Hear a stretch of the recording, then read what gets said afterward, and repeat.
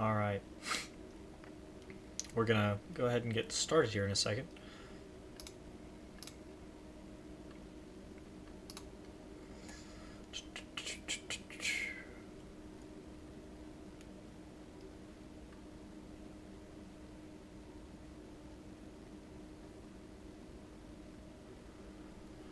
I'll be recording this as well and then turning it into a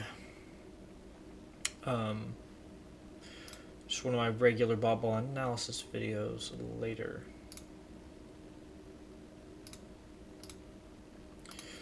I have a couple of videos pulled up here. Where do we want to start?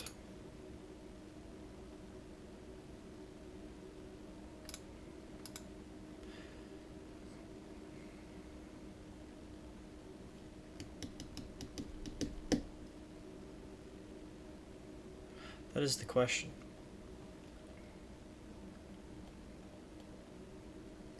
But I think I'm just going to hop right into it. I'm going to do a little bit of a recording intro. If anyone's here yet, I don't know if they are. But to go ahead and let me get started.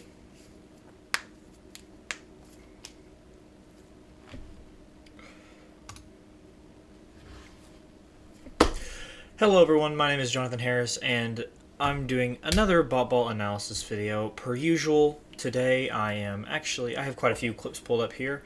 I'm doing this live. If you didn't make it to this one, I'd love it if you'd come join me next time.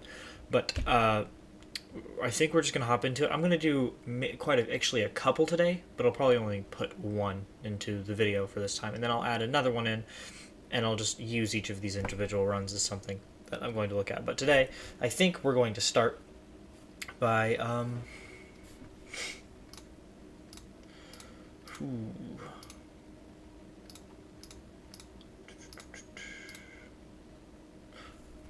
today we are going to start by looking at the Hillsdale 2017 robotics presentation. They do a more of a montage cinematographic, if that's a word. Cinematic presentation of all this, so we don't actually get any runs per se, but we'll have videos of all of their robots. We'll get a video of all their robots running and all of the tasks that they perform, so that we can look at everything that is going on there. But I'm just going to act like this is recording until, if any, chat, but I don't think we will. I think it's going to be pretty just regular recording. But let's go ahead and see what we have here.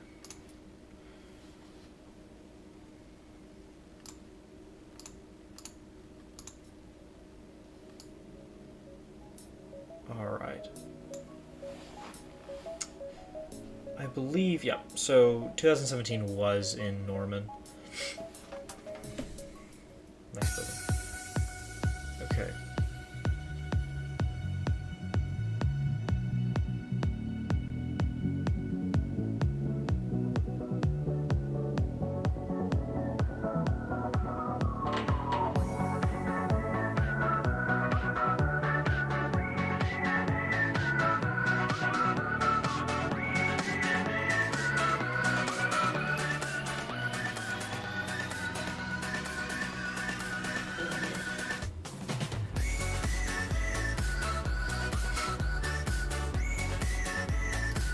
So let's go ahead and just say something real quick. They have multiple robots that they're showing. The ones that they introduce here are not actually the ones that they use running for the rest of the video.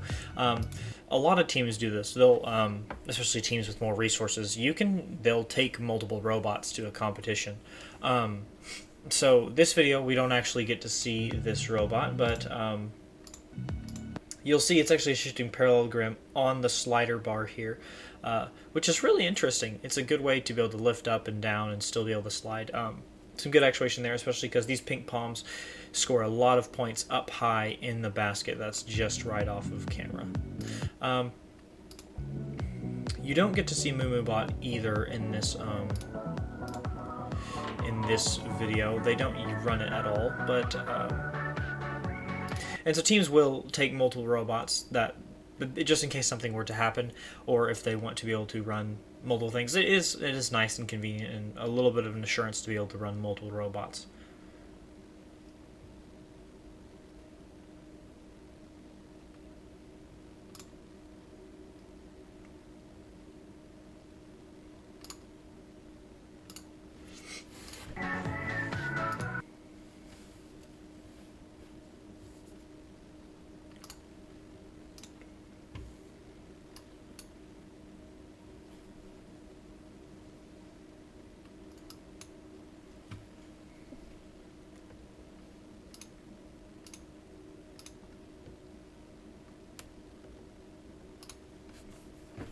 Well, let's continue.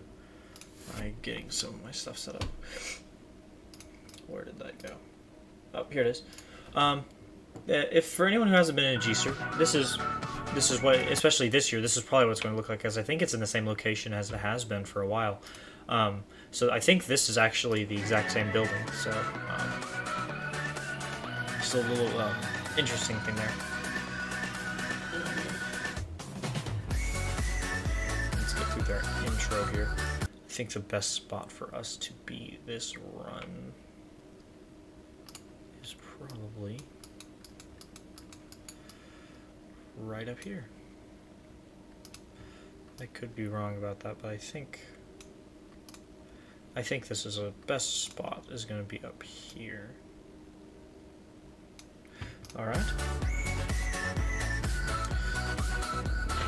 So let's go ahead and jump into what these robots do, because especially this robot is really cool.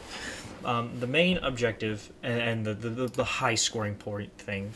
A lot of boards have the high scoring point. It's like I call it the main objective, especially because really, if you're going to have a winning G-Ser run, you're going to have to do this main objective. 2 years ago, it was titanium. If you wanted to have, that was the main task, was titanium. Now, obviously, you could get around titanium, but titanium was the blaringly obvious thing that was a ton of points, and that a lot of people went for. Last year, or this year, I should say, this year, it's definitely putting the rings out of order on the horizontal pipe. That's your big points there. In 2017, it was hay bales.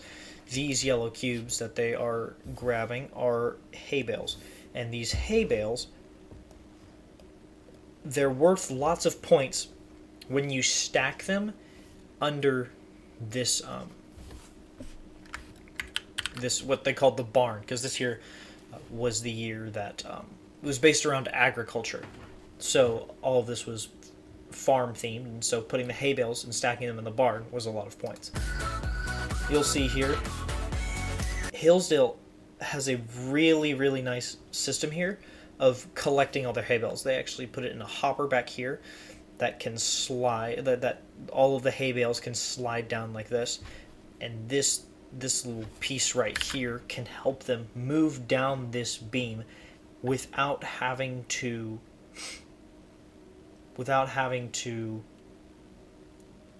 put the hay bales in different spots. So instead of having to place one hay bale here, one hay bale here, and one hay bale here, what they can do is they can just place all of the hay bales here, and this will push them down, and like they will get just shoved down the line to the end as they go along.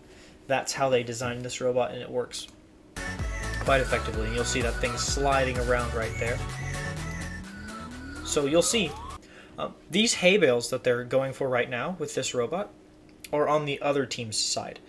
They built this claw long enough, and also so that it can lean back onto itself, but they've built the claw to where it can, if it wants to, it can reach over and grab the other team's cubes, or hay bales, which is really cool and really helpful, especially because that can take away points from their team and give them to you instead. So really, effectively, it counts as double points because you're taking away and adding to yourself. So the distance between your teams is double the points practically. But I know I didn't mention it explicitly, but first we're going to look at the Create robot.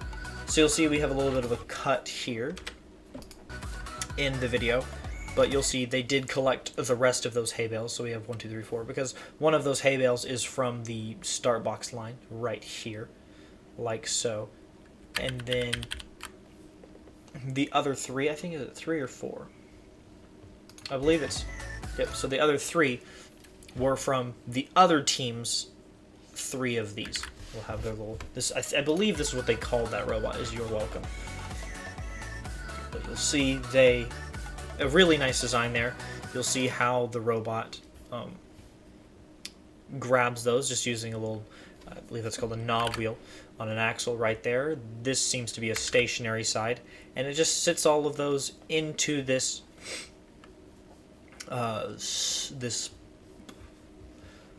basket, a little bit of an elongated basket here. And then when it sticks all of those in there, the way it stacks them is by setting them all in there and letting them just slide down until one of them is touching right here, and then since all of them are stacked like this, it doesn't matter that they're at a little bit of an angle.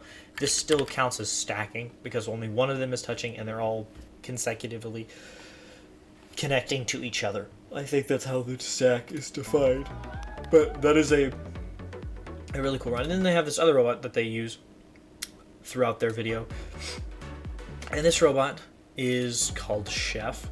And what it does is its job is to just, this beam here, we'll watch the video, this beam here is connected to those 2 canisters up top that have blue water palms in them.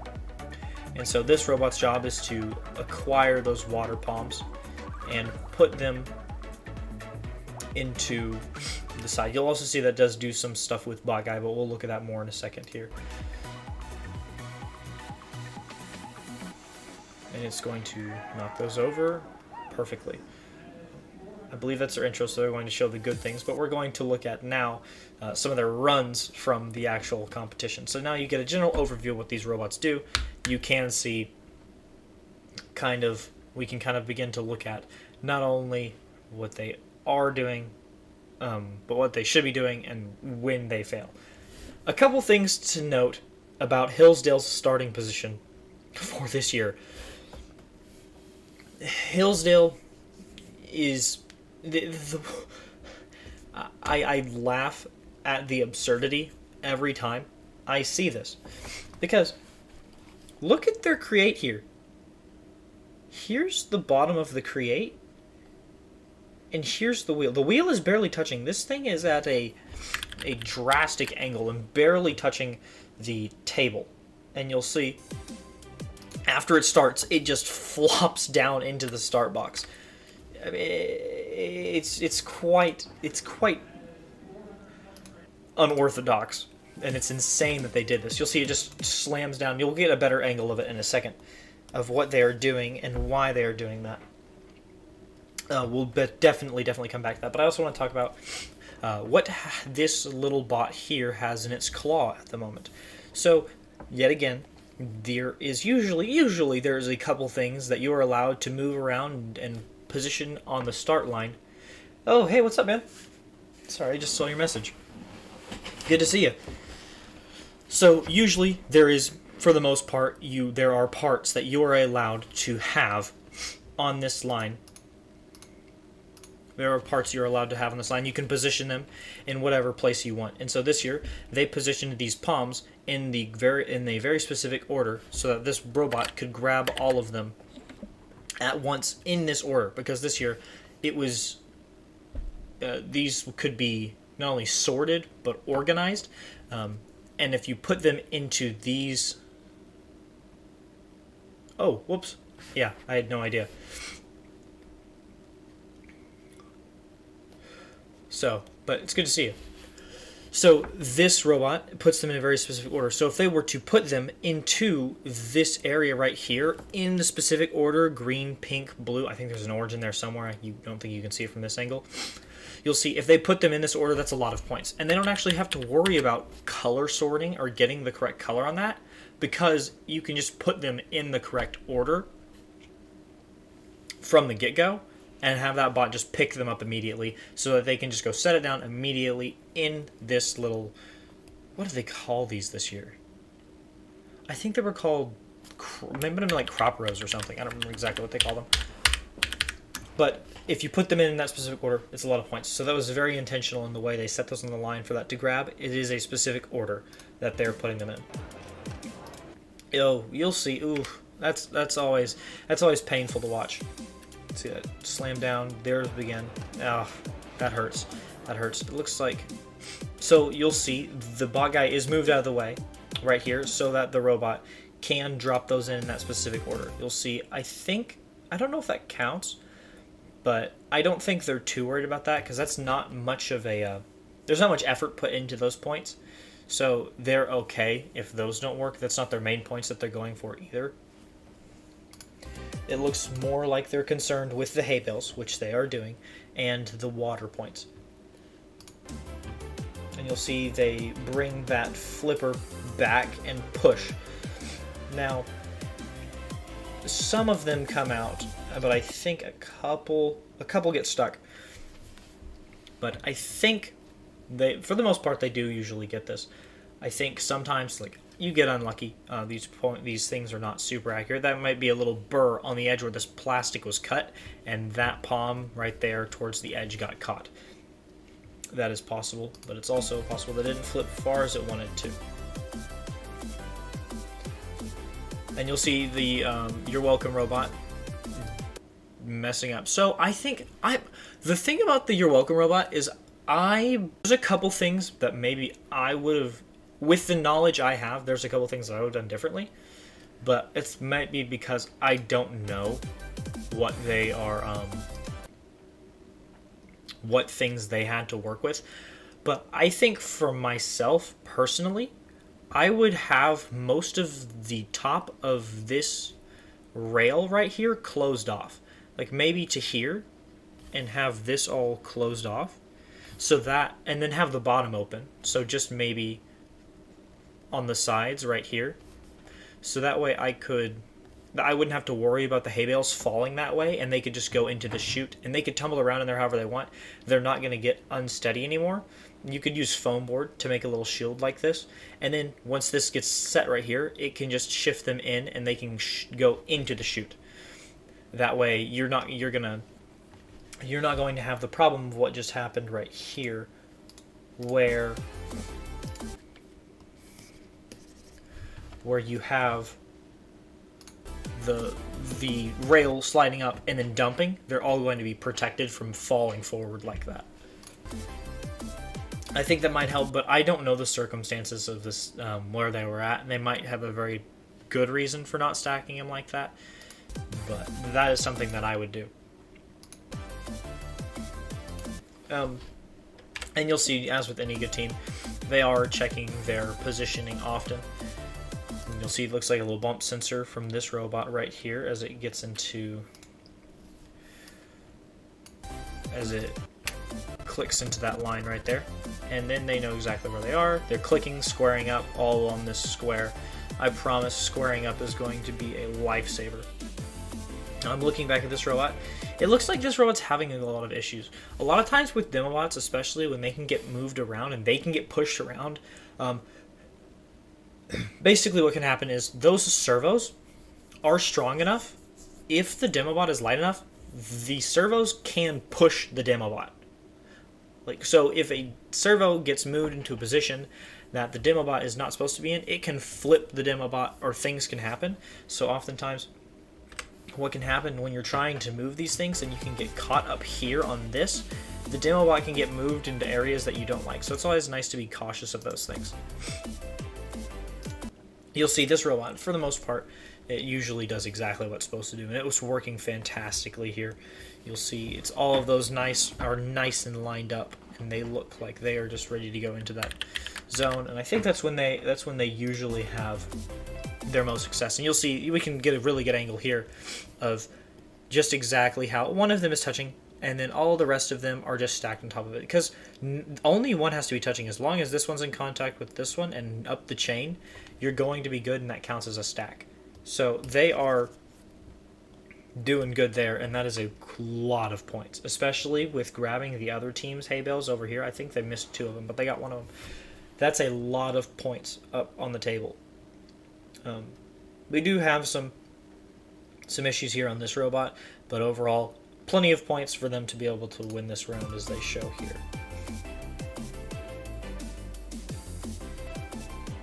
You'll see. Yeah, this can happen. This can happen. One of our robots was suddenly declared to have illegal parts. A lot of times, especially with me, I do this all the time, and I have to check myself. Engineers can just get into the mode where the only thing they're focused on is just building something that works, and not often are you checking the parts list. I personally, sometimes, and this is how I used to build my robots, is I would not check the parts list until the robot was completely done, and then go back, check the parts list, and change out anything that needed to be changed. That does lead to some issues, and especially if you don't catch everything off the bat at what you need to fix and what parts you're over on, you have to make sure that you're under those parts, because oftentimes teams will get you on that, especially if they know they don't have a chance at winning against you. They will do anything they can just to get you on parts. So if you don't think that a team will try to call you on parts, you might want to make sure, because oftentimes teams will try to call you on parts, because that's the only way they can win. That's the only way they feel like they can win. So make sure you're good on your parts. That's something, it's going to make it just so much nicer, and you won't have to worry as much, because oftentimes it's dreadful to try and have to change a part on a robot at the competition, especially because you start getting nervous and you're trying to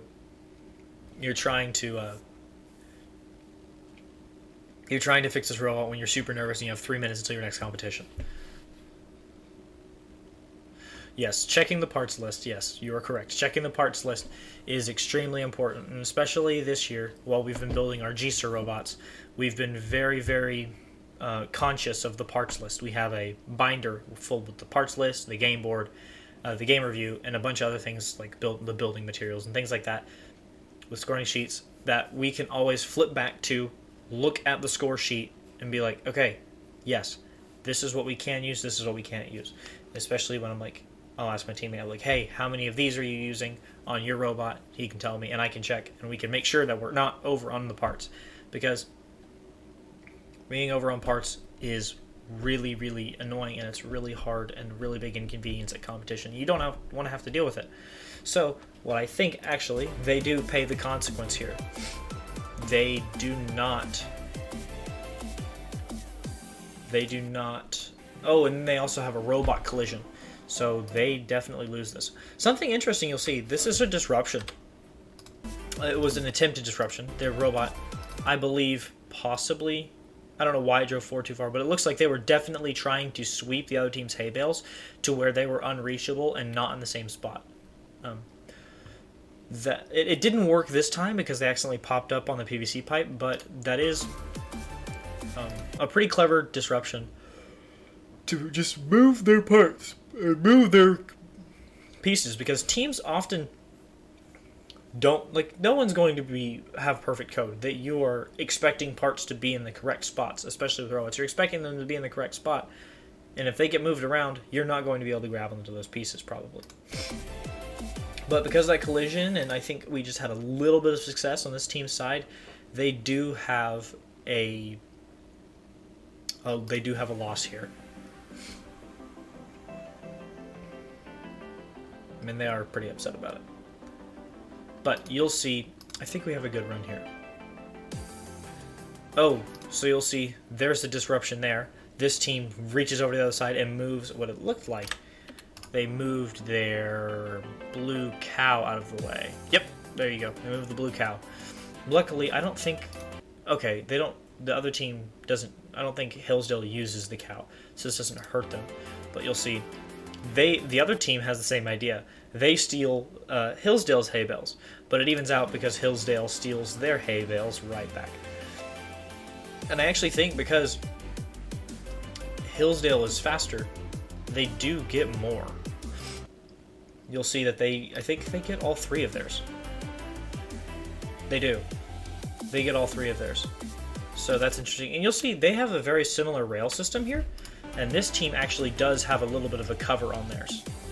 You'll see in the way that they have the little shelled top right here on their hay bale stacker. I think that's so they don't tip out. And also something to note, you'll see the Moo Moo robot does successfully put those into that organized order, which is really, really cool, because I think that's a lot of points. Even though it's just a simple task like that, it does, I think that is a lot of points. I don't remember exactly what the scoring. This was my first year of Botball, so I don't remember much of it. And you'll see they even get their water pumps working. I believe they accidentally give them some points here, but they're not too worried about that, especially because they get more of them. So really, you could just subtract these from the other side and they cancel out, and that's nothing to worry about there. So they still get the points there. And you'll see their other robot. There's the classic Hillsdale dance. You'll see they stack here, and this one is off. I think that's why a channel or a shield on top of those would help a lot. And you'll see, but ooh, that looks like it was that was painful. It definitely, right there, that would scare me to death. Oh man. But you'll see they do tip that up, and those hay bales get right into that star box, and that is a lot of points for them. So I believe without a doubt they win this round. Yeah. Okay, so here we have a video. We have a. This is the most insane thing, Typhoon. You got to watch this. This is insane. Hillsdale, what are you doing? You guys are insane. I would not. Oh, I would feel sick if I did something like this. Their robot, if they set it down in its regular orientation, does not fit in the start box. They don't fit. I don't know whether it's because it's going to run into their other robot right here, but the create does not fit in the start box. It just doesn't. So, what's the obvious answer? Just prop it up with the Lego beam? I guess. So, yes, exactly. I know. So, they have their create full mode. What happens is these wheels are just barely touching. But even though those cliff sensors are unclicked, it doesn't actually shut down the create because they're in create full mode, so the robot will still run and it won't shut down. You'll see, so since they're barely touching, what they can do after Chef, their other robot gets out of the way, they just spin those wheels a little bit and collapse that little Lego from underneath them. And it just switches that little, it's like a one of those goofy little box traps with the twig leaning up against the box that you see, and the rabbit goes under to get the carrot, and you pull the string and it falls down. That's pretty much what they're doing here, which is insane, but I guess it works. Now that would be the most inaccurate falling down that you could possibly get. So this is very essential, is they immediately just start squaring up into that star box over and over again. You'll see they do it 3 times there. They drop down right here, immediately back up, and just try to figure out where they are, because without that they would be completely lost. So they square up into that star box, squaring up into 2 sides, getting like an X, Y, R. You want to square up into corners like that so you know exactly where you are. I've said this many times, and I will continue to say it forever until I see teams doing it. Oh my goodness. So you'll see they do get that this hay bale off the star box right here as soon as they've corrected themselves and know where they are. And so now they are going to, it looks like they do get contested here. Oh, that would make me so nervous. It would make me sick every time I watched it.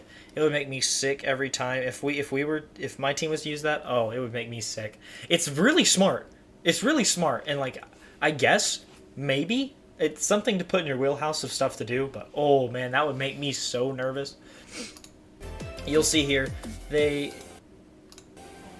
interesting that they go out of order here, because if you look, I wonder why they do that. You'll see they actually, they go for the end one first, and then they back all the way up, go for this one, and then go for this one. You know, I bet that's probably more accurate. Because if you think about it, what's happening is they're lining up on this one, and that's pretty accurate because they're square up here and they have a nice turn, and I believe they do a little bit of that correcting on this line here. So they know they're accurate on this, but they don't want to back up one more without a square up. So they just go ahead and square up all the way onto this pipe, grab this one, and then do the little drive forward to get this one. That's my hypothesis. Or maybe they knew they were going to get contested here. Oh, it's also possible that they knew that this team was going to be here, because that would not be a hard correction to do, is just to change the order in which it grabs those hay bales. So they might have just done that on the fly, is change the position of those hay bales, and know, because they knew this bot was going to be slower and they could get to this hay bale first. That's also very possible. But you'll see, ooh, yep, we still get it, we still get it. Oh no! We have it, it flings off to the side. So, it could have been much worse. That could have snagged them up and they could have lost and not been able to complete their run there. So, ditch the hay bale just so you can complete the run.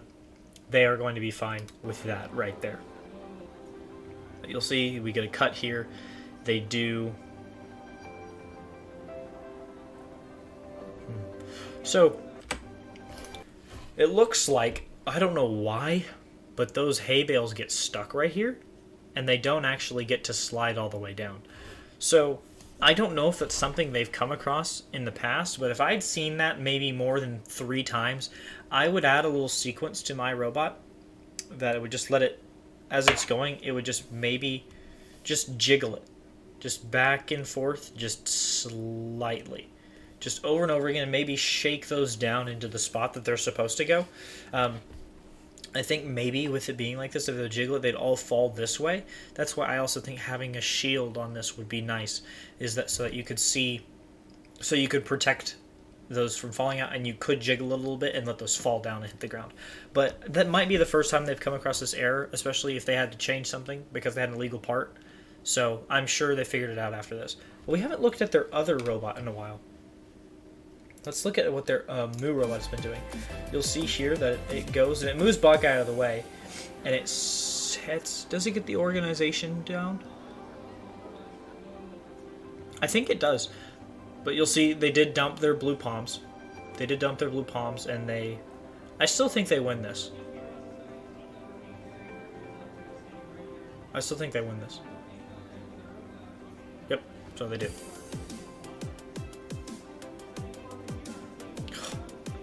That create gets me every time. I mean, look at it. What? It's just up like that, and then it slams down. Oh, that would make me sick. That would make me sick. It looks like they did miss some palms right here. There's some pretty easy things you can do, but I think it looks like they're doing them. So they do have some pieces down there. So maybe just a bad grab for them. But you'll see they get this claw. On the create here, I mean on the demo here, they push Bot Guy out of the they push Bot Guy out of the way. Now this, I've heard about this. This is insane.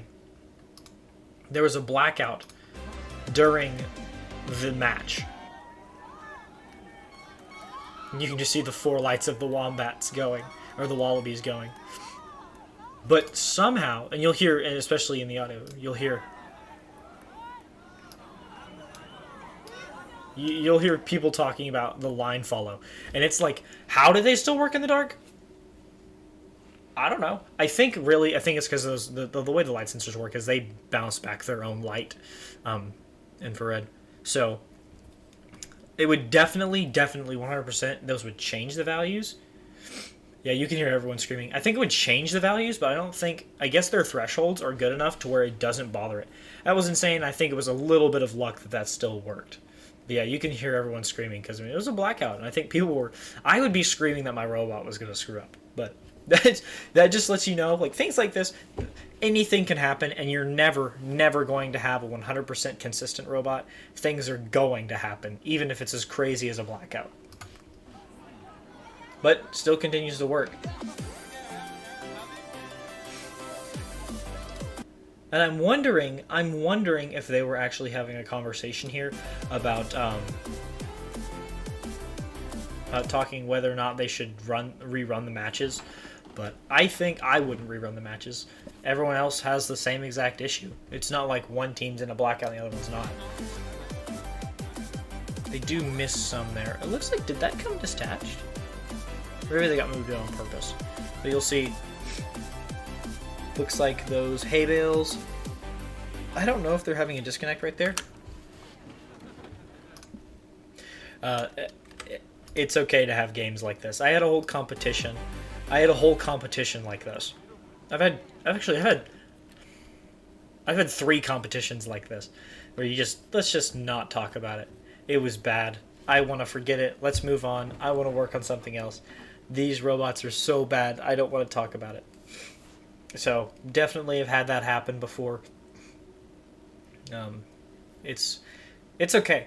It really is. You just need to learn from your mistakes and know that everyone, even teams as like good as Hillsdale won GSER in 2021, but they can still have bad games like this. But it's just knowing that happens and that's okay is really useful. Now, awesome stuff from Hillsdale. Hillsdale always has some really interesting stuff, and they've always been a really good team. They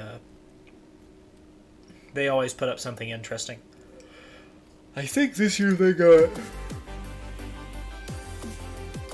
Yeah, this year they got outstanding... I think they just got the Judge's Choice. I think it was Judge's Choice this year. But obviously, congrats to all these guys. They had a great team here. Sorry, Henry Goo. They had an awesome team here. So 5th place overall. Okay, so that's what they're getting. Oh, wow.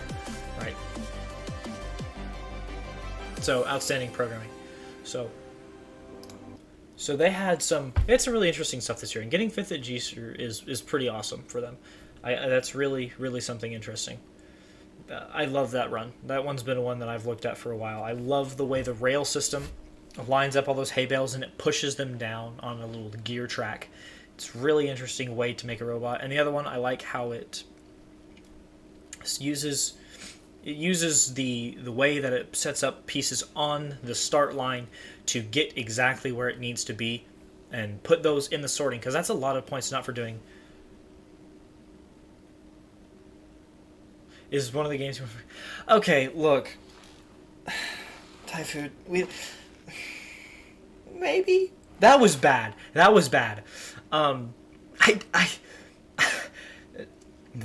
game and those last couple matches, it was one of those times where it's like, when you get... This happens to everyone. When you get to competition and you get, like, crazy, catastrophic errors that you've never, ever seen before... Never once have those rubber bands gotten caught on the wrong side of the pipe, and that happened. That was gut-wrenching. I don't know what happened, but it was just awful. But yes, that is one of the rounds that we do not talk about. That sucked.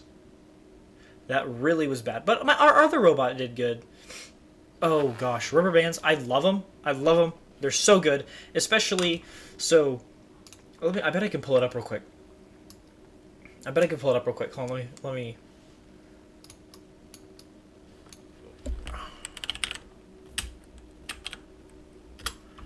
There's the one robot we had from... Where is it?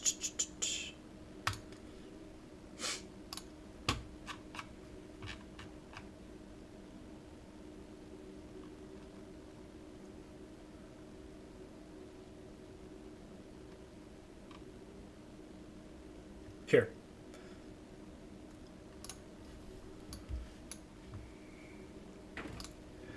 This video, we use rubber bands on a robot. It's Big Bertha over here. Big Bertha has rubber bands on her claw, and you'll see it's actually because what happens is she bends in like this on those, but we don't actually use those. We have rubber bands like right here,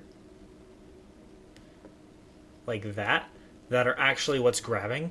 And oh my goodness, mwah, there was no better grab ever. It was the best grabber.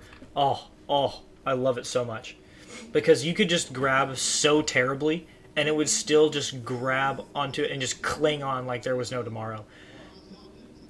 You'll see, like, we're not even touching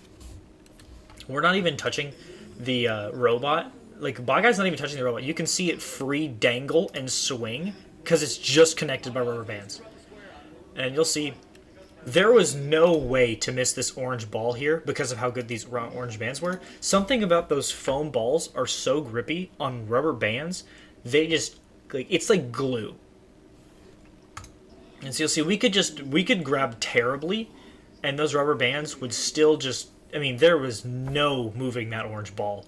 It was perfect. I think this is the best robot run. This set of robots is probably the ones I'm most proud of. These things are awesome, both of them.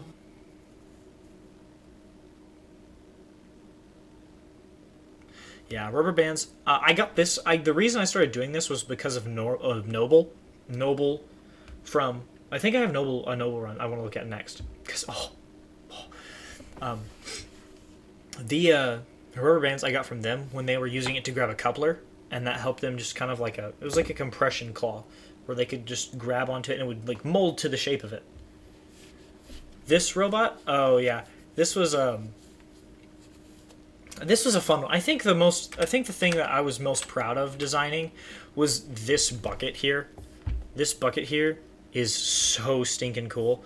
I mean, it was just like the quickest and just it was so consistent on getting these blue palms. Because if you think about it, it's just like a tray. It brings that bar down, slips them down in that tray, and then it just dumps from the middle just right into the coupler that's right below it. Oh, I love that. But the part of the code with the meeples is cool, especially because I haven't talked about it before.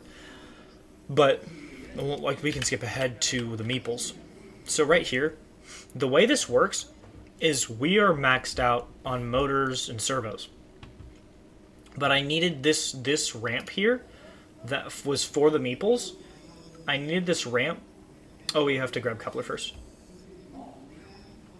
I needed this ramp here to be able to lift up and come into contact so we could get as close to the meeples as we could so they couldn't topple off to the sides. And so what we did was what happens is this is actually connected to the upper claw. I think we have a better video of it, actually. Let me pull up the other video. There's a better video of it.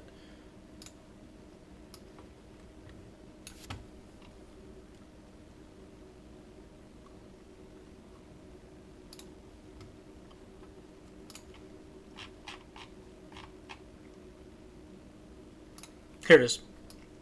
It's a short, but it's yeah. So the way it works is, you can actually probably see it, is there's a string. Yeah, you can see it just right there.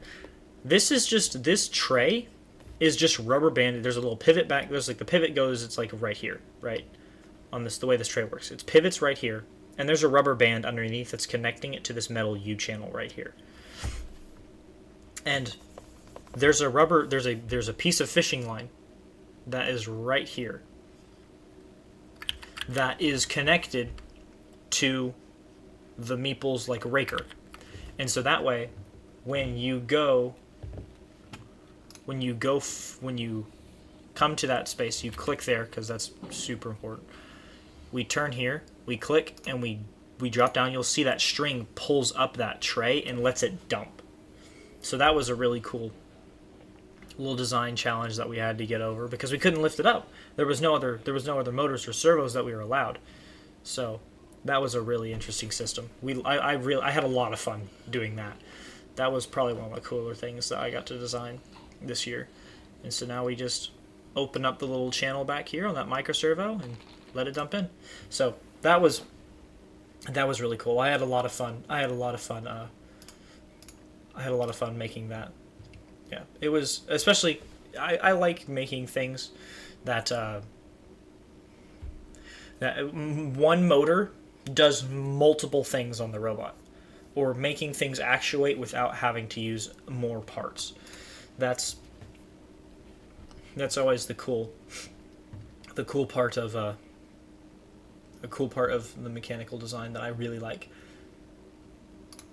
Now, I don't want to look at this. I want to look at this, possibly the most beautiful ball run by both teams I've ever seen. I was there. See, you can see me there. There I am in the background. That's me. I have Owen on my shoulders. Owen was too short. He couldn't actually see the table. So this was little baby Owen. Owen was on Noble's team for the Oklahoma Regionals. He was one of the ones that was running their team. They just won this last Oklahoma Regionals. But this is when he was little. And he would sit on my shoulders when we were watching runs.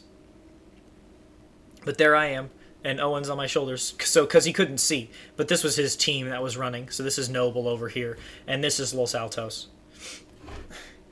And so this is just an awesome run by both teams.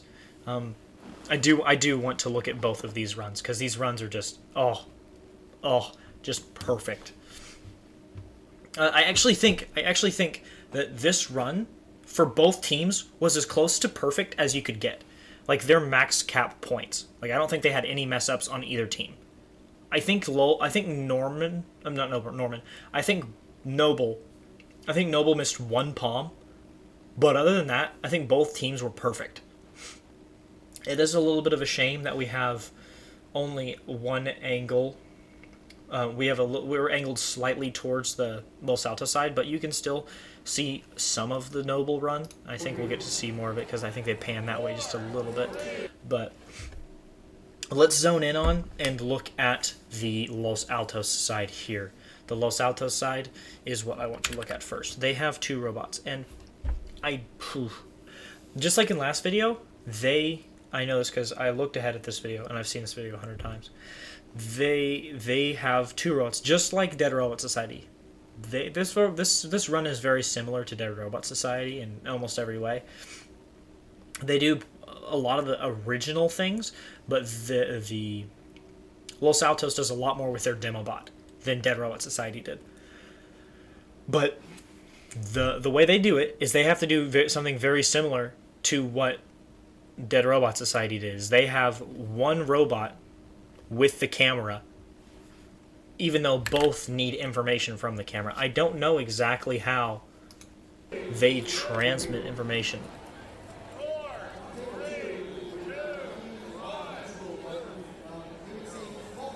So there was nothing there. They have to be transmitting information. Those wombats are connected. Those wallabies are connected, and they're wirelessly sending information. There's no way. That was too fast. Yeah. They are. Which is insane that they were able to pull that off. Well, unless...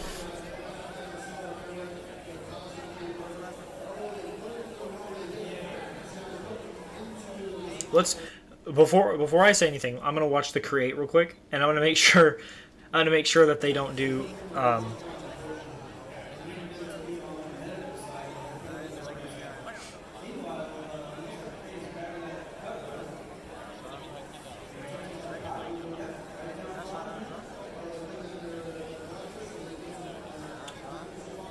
no, they do wirelessly transmit information. There's no way they don't.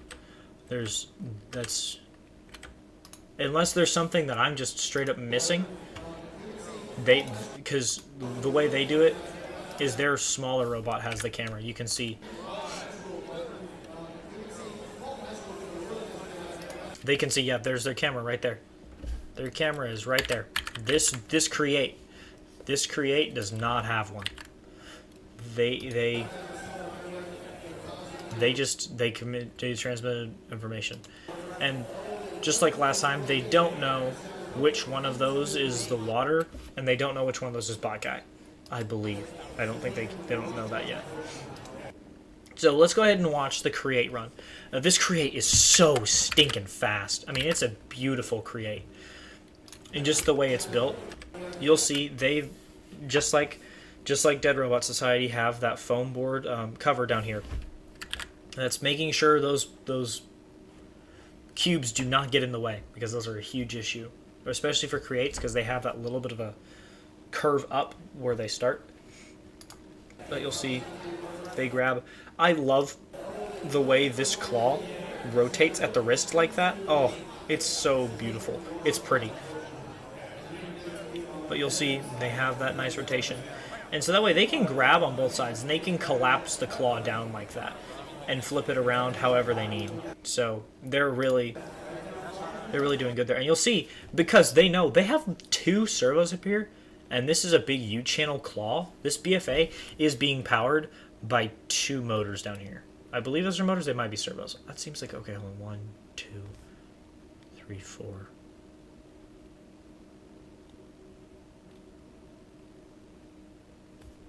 Wait, hold on, 1, 2, 3, 4, 5. So something has to be motors there. So anyways, they are using motors and servos in some orientation to be able to, and they set that on there perfectly, perfect. And they have that nice rotation, and they're just going to drive down this line. I bet that's line follow. It might not be, it might be gyro. But they immediately grab bot guy, and it's a nice, that's a nice thread, the way they thread that. It's really helping him out there, and they just set bot guy down perfectly into the start box, and they're going to do some square ups right there, and then they come and they do a little bit of some fancy footwork there to get themselves lined up so that they can connect those electrical lines. And they just back up. See, they have a little bit of a design. You'll see they too just square up multiple times because they don't need to. I mean, they do need to. They could have easily just not stopped here.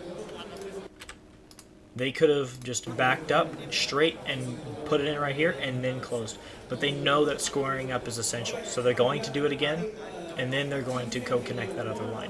Because they have the time, they need the consistency. It's important that they have that consistency, especially if you're trying to win GSER, which I believe this year they went undefeated at GSER. In double elimination, I don't think they lost once. It was crazy. You'll see, and then with the BFA, this create is going to come in with the BFA and grab the coupler, which is insane. And it looks like, yeah, they are using rubber bands, just like I was talking about with our BFA earlier.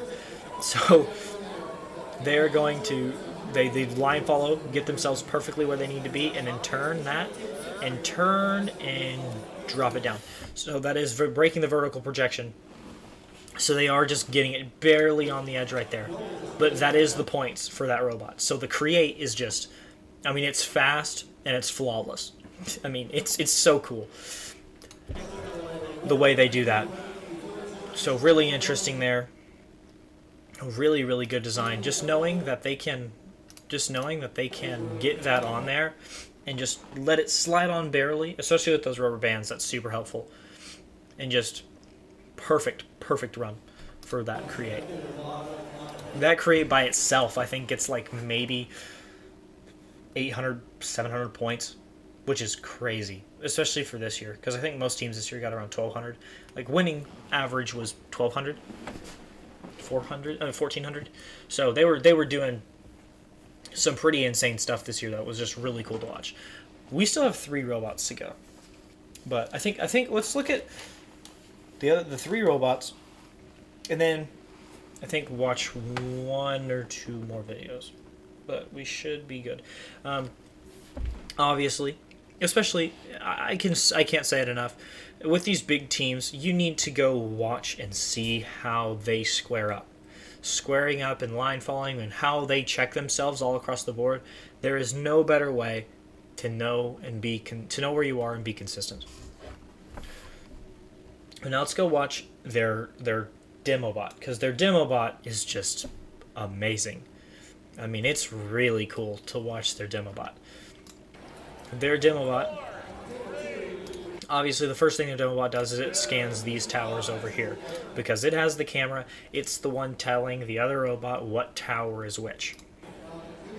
So, but it's going to leave the star box, and I have watched, let's just through that.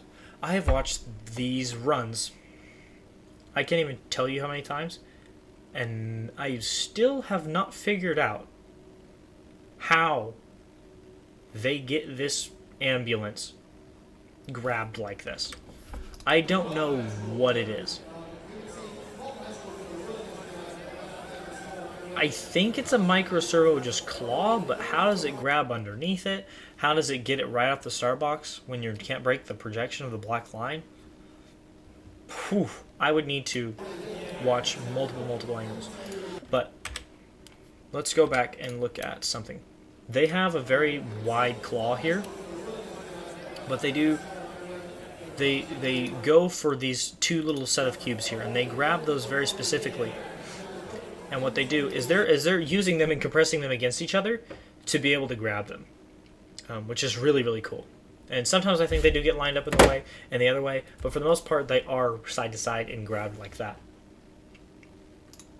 You'll see they stop right here and they're scanning with that camera. You'll see the green light on the camera actually turn on, and you'll see that they are scanning this building right here to know exactly which building they need to take these in. So then, accordingly, they're going to turn and they're going to drop those on the top right there, which is just awesome. And then they're going to grab the firefighter. They're just going to grab by the side. They don't need to lift up. They're just going to put it into this right there. Some really nice stuff right there. Ooh, that's a good angle. Oh, it's like a basket and a hook.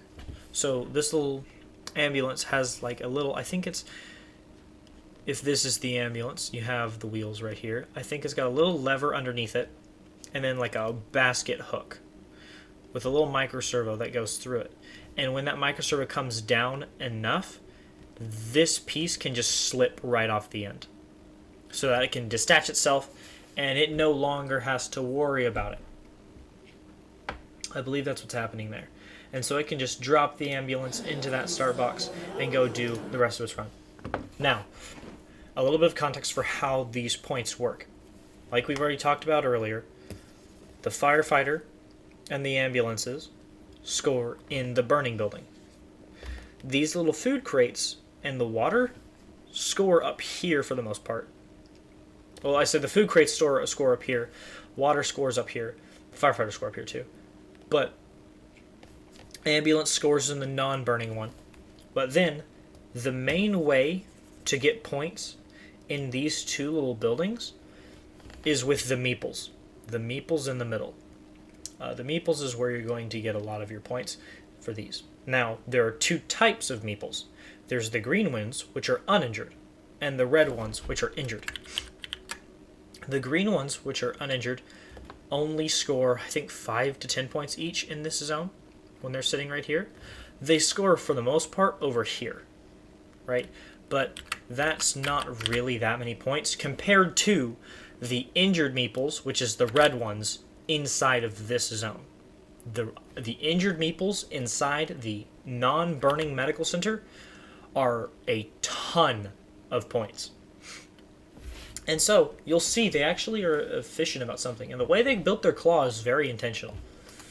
You'll see they are, I believe, either line following down this line. Line following down the blue line is a little hard, but they're either line following or gyro. I would assume it doesn't matter, actually. Yeah, it doesn't matter. They don't need to be, they can do what they want. So, let's look at something. They are being very consistent and very efficient with how they are checking their position. What they're doing is they're either gyro driving or they are driving, and I mean line following, down this blue line. They are doing that until this distance sensor right here, which is looking this way, touches and connects with this edge and panel of this building. Once it goes over that edge, you're going to get a drastic change in values, and they know when to stop. So they are driving along this, getting their getting their rotation and their Y position. They know how far they are this way because of the building. That gets them, that gives them their X, this gives them their Y. They are getting all their coordinates figured out. But then, not only are they finding out exactly where they are by using the side of that building, they're going to back up and they're going to turn, and they have a bar. They have a bar up here, right here. This piece is specifically so that they can square up on this pipe right here. That's why they have that bar there. That bar there is so that they can square up. It's a high pipe, but it doesn't matter. So you'll see they just drive and they slam into perfect square up. You'll see little Owen is celebrating about something. Who knows what it is? He's happy. But, look, like I said, the green ones in the non-burning medical center don't matter that much. So, their claw just pushes them out of the way. Right? And all it does is it grabs that one top one. Because they're always in the same orientation every time. The way it goes on this platform in between the buildings, like this high one, is because there's two platforms for the meeples. There's this one up here, and there's this one down here. There's two levels. The ones up here go green, red, green. Green, red, green, green, red, green. The ones down here all go red, green, red. So there's more points value on this one. And so they only grab the red one from up here because of the big points. And then because it goes red, green, red down here, they grab the whole row. And you'll see now they have, I think they actually missed a couple. Maybe they're over here. I didn't get to see them quite. They might have messed up a little bit, but you'll do see what the intent is there. But they're going to just do it again with the next building. You'll see they go exactly where they need to. They square up, and they're going to take only that red one from the top. Then they're going to come down, and they're going to grab only the higher point value right there. And you'll see they're leaving these here on this spot. They're not taking them with them. They're just getting them ready to be bulldozed later. So you'll see the outcome of that in a second. But all they're doing there is they're only worried about how those... You'll see them square up again, because that's what they really care about, is just being consistent here. You'll see they do it once again. They square up, always. They grab that red, they drop down, and they're going to grab those ones on the bottom. And now, I don't think they have time for the last stack, so what they're going to do is they open up, and they line follow down this line, and they just push into the correct building. And that is a lot of points, and a lot. So, let's... Oh no.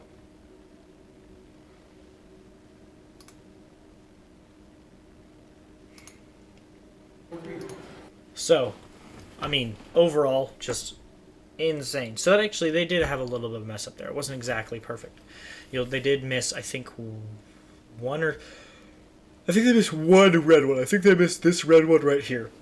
But I do not have fond memories of meeples from this year, because I made a bot that's job was to get the meeples, and it failed, I think it failed 8 times out of 10. So, not a good year for me. But overall, a really good robot. I mean, really, really, really cool stuff. I mean, just so efficient. So efficient.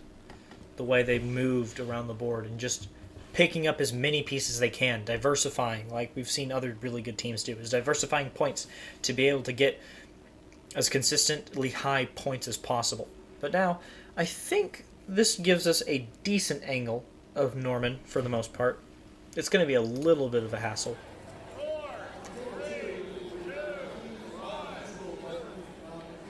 But you'll see right off the bat, their robot. Oh, they did miss in the last one? Okay.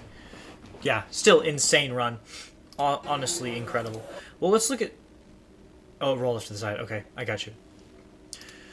Let's see what happens here. This is Snowclaw. And Snowclaw is I love the double shifting parallelogram. It's so stinking cool. But they grab those crates there, and you'll see they do have a camera over here that is scanning to see which building is which. so that they can put those crates that they just grabbed, just like these guys do, just like Los Altos did. They're grabbing those crates off to the side, and they're going to turn and put them into the correct building, just like that. So you'll see a line follow there. They're still connecting themselves. You'll see this row, it's actually sitting here doing the electrical lines. They have that claw right there, but with a little extension off from this axle right here that is made to grab those electrical lines. So those electrical lines are a nice 50 points each. So that's 100 points total, which is really good. You'll see they turn around here, and it looks like Snowclaw is going to grab those green ones. Does it move them back to the box? No. Yes, it does. So it's going to go put those on top of the building as well, because that's a lot of points. And you'll see, look how much they square up here. They're a line following down this line. They square up. I know I've talked to Jacob about this run. They square up on this line right here. They turn, immediately square up again, and then they're going to square up again, and then turn to where they need to go. So that's a lot of checking yourself, that they want to know exactly where they are. So now we're going to grab that stack of blue right there, this very last edge stack of blue, and they're going to put it onto the other building on top of the roof where it gets points, which is really clever. But because this bot is just able to move around in the zone, so they'll get that firefighter, that fire truck, which is really good, and that's going to be more points for them there. You'll see. I think, do they? Okay, so no, they get ambulance. They get ambulance and they put it into the correct zone. And so they're really just working in these medical centers for the most part. They're just worried about those ambulances in the medical centers. And now they come, do they grab? Yes, I believe this bot either pushed those there or no, that's the mega stack. So the mega stack, because I remember they're talking about needing to put the mega stack further. So doing their whole square up system here, which is just a lot. Just a lot, and then all of those get dumped. I hate that you can't see where it's dumping, but I promise there's a medical center right here where all of those points are going. I mean, obviously, but so not a great angle, but it looks like they're going to grab that last bit and put them underneath there, which is just awesome. Beautiful, beautiful run. Gets everything there. It's concise, and it's just getting a lot of points. Let's look at that demo bot now. So, I think we're going to go out of frame for a little bit.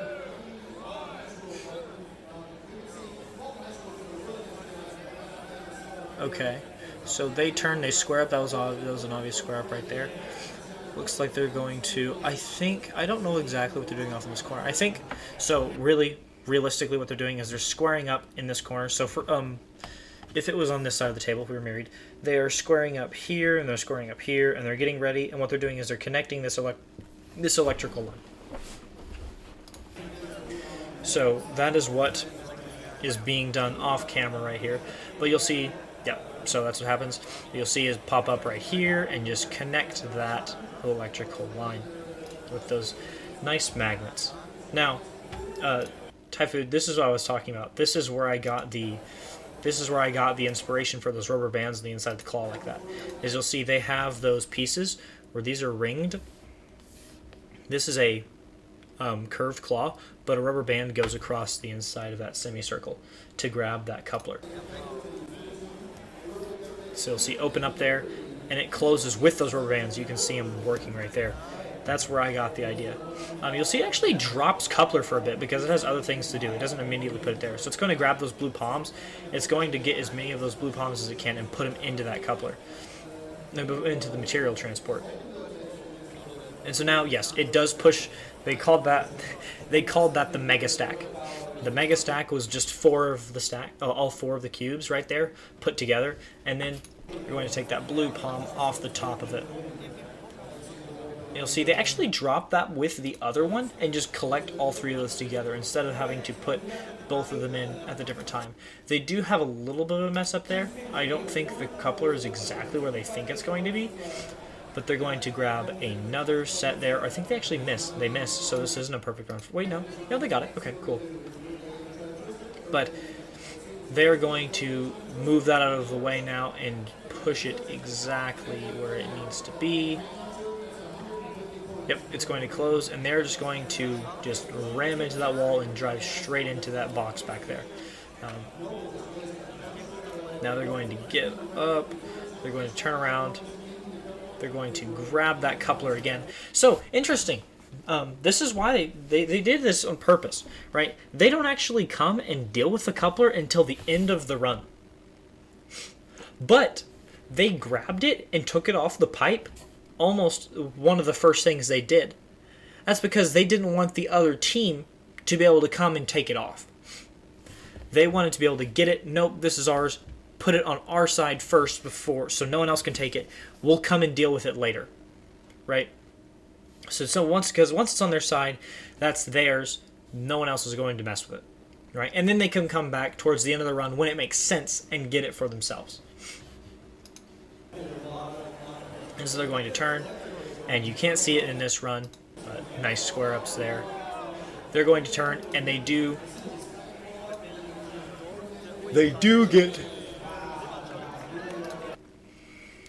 get that coupler on the side over there, and you'll see us cheering about it.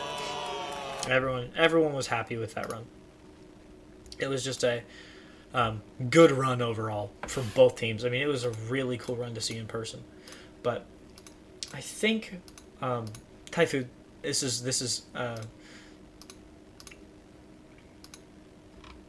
is possibly the greatest run in all of Botball. I don't know how it does what it does. I genuinely could not tell you. I genuinely could not. But, I mean, it is just such a beautiful run that we have to watch. I gotta look at something real quick. Give me a second.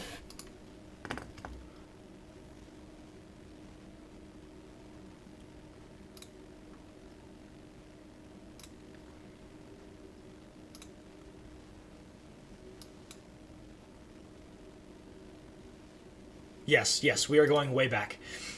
This is, oh. So I don't know if you know. Do you know Wes? Wes is, I believe, I just closed the video. Let me pull it up again.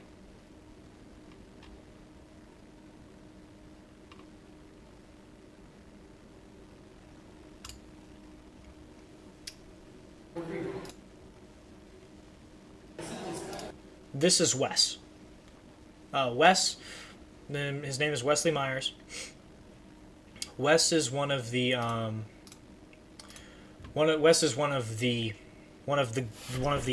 OG botballers. I mean, and he was the head coach, head captain for a couple of years. But I mean, this run, I cannot describe how it works. I don't know. I have no idea. I mean, it is just insane. You have to watch this. This is the most insane Botball video. The other ones are beautiful runs. This one's just like, I don't know how it works. I really don't. So, obviously, this is what inspired Snowclaw from Noble's run in the last one that we just looked at from Noble's side. They based their robot off of this how this robot does what it does. You'll see. What are you doing? How are you correcting? They turn here. It's lining. I think, is it using this distance sensor here to line itself up? But that doesn't. No, it can't. The claw's in the way. I don't know.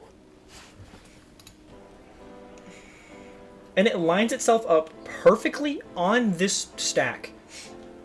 We'll just watch the video. I'm not going to pause because I can't analyze this stinking thing. It puts them... So basically what it's doing is it's sorting. It's sorting the orange into the orange zone. And sorting the green into the green zone. Alright? I don't know. And it just lines itself up so perfectly. And I've seen multiple runs of this... videos of this, like, different runs. It does it consistently. This isn't like a one-off. And it puts them into the exact position that it needs to. it's lining itself up here. I mean, it's just like...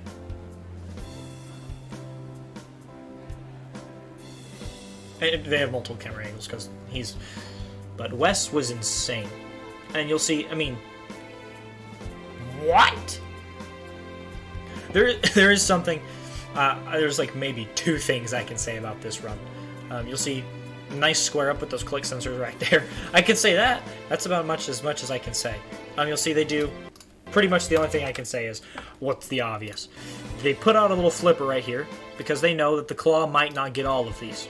So they put out a flipper right here, and that can drag along the side and make sure that they get all of them. That's my commentary for this run, because you'll see, I mean, it is just... No, yes, they are intentionally dropping cups off the table. I think dropping cups off the table was points this year.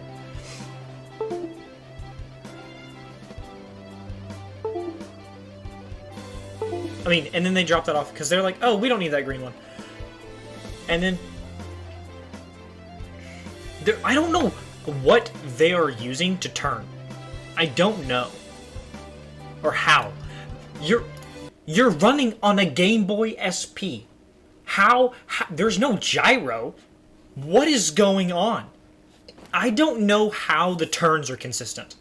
I don't. I really don't.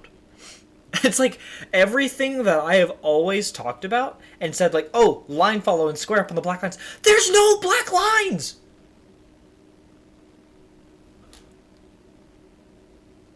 So, I mean, he squares up like 3 times.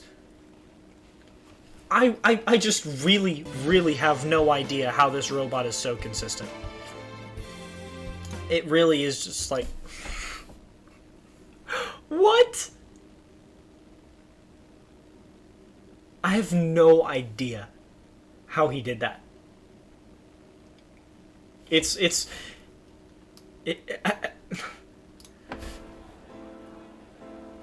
a really good claw too. I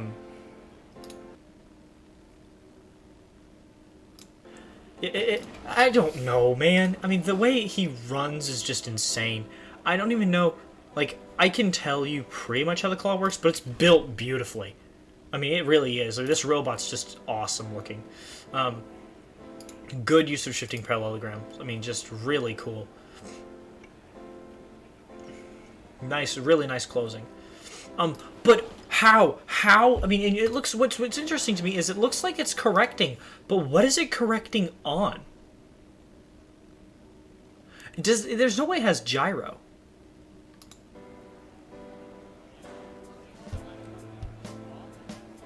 So how is it correcting?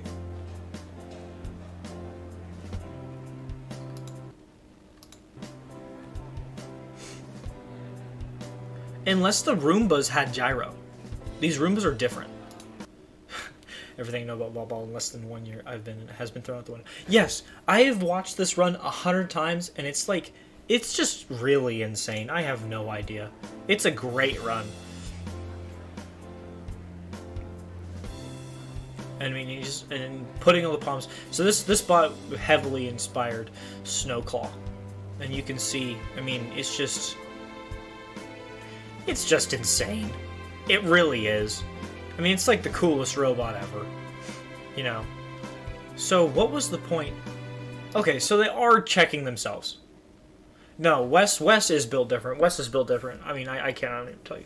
So they do check a little bit, but that's like nothing. You did 1 square up. I guess that is something. But my goodness.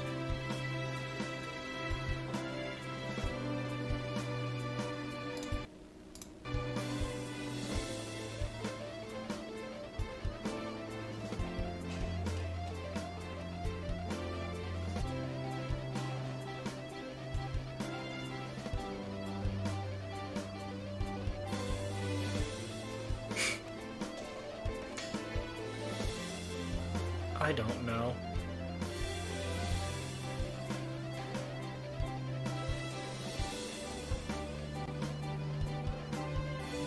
It looks like they do like most of their turn and then like adjust. So something has to be going on for their turns to be this accurate. Something has to be going on. I don't know exactly what they're doing, like, especially because the footage is so grainy. Maybe if it was a little bit, but they're running on a Game Boy SP. Like, really? How, dude? How? I still think it's so funny that they used to run competitions just on Game Boys. Just, yeah, there was, before Wallabies and Kipperlinks, there was Game Boys. Which I just think is hilarious. So, I mean, yeah, it's a Game Boy. I guess that makes sense. But insane. I've watched this video. I am half of these views.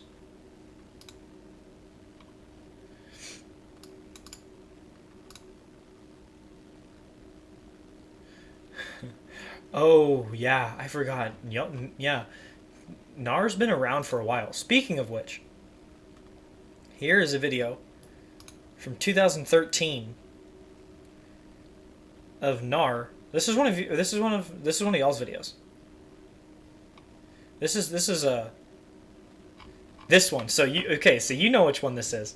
Maybe you could give me some insights if you know anything, but this run, I mean, I cannot tell you how many times I have watched Magellan circumnavigates the board.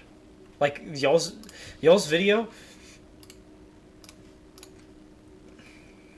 I have watched, where is it? I need it. This video. I am literally all of these views. I hope you know that. Like, I am at least 20 of these. No joke. This is insane. This is beautiful. I mean, the simplicity of this robot is insane.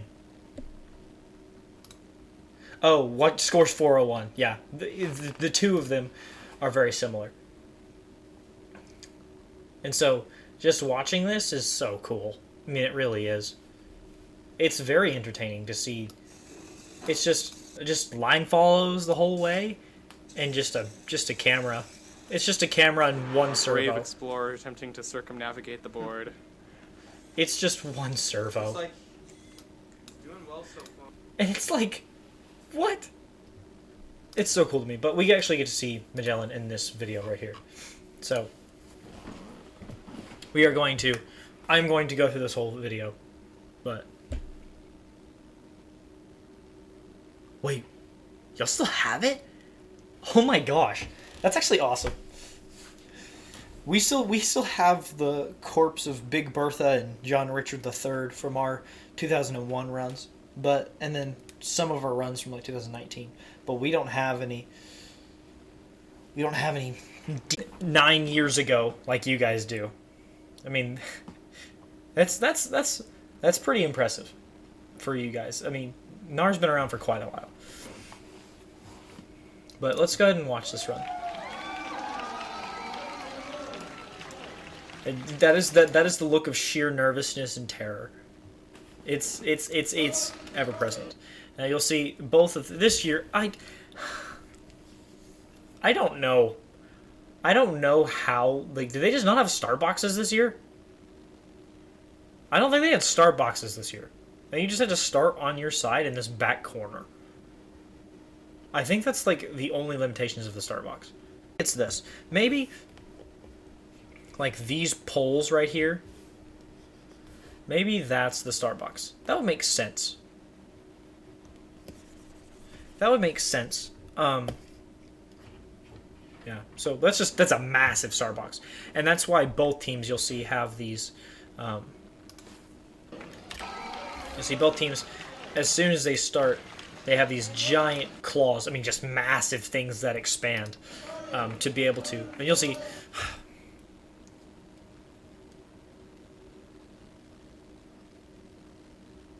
okay, yeah, so, cool. You guys are kind of known for your disruptions. This is so cool. I'm so sad they made the Aegis rule that I guess change can't just decide anymore. I mean, you guys could split the board in 2 seconds, you know, and you do. You just drop that off and just like, here, there you go. Have fun with that one, and that destroys them. Like it doesn't work for the rest of the run, and they get stuck in that corner, and it's just game over for them. Now, so let's look at. I think not much interesting happens with this robot. I think it pretty much stays there the entire time, and this robot is just a worse Magellan. That's all it is. It uses a micro servo and everything. It's not as good. So we don't really need to look at Dead Robot Society. Let's look at this side of the table for the most part. We're gonna look at Create first. Well, let's look at Create first. So, let's see. So obviously this is a massive, massive shifting parallelogram. I don't know how the weight works on this. Is it a... Okay. So... I gotta look a little bit more.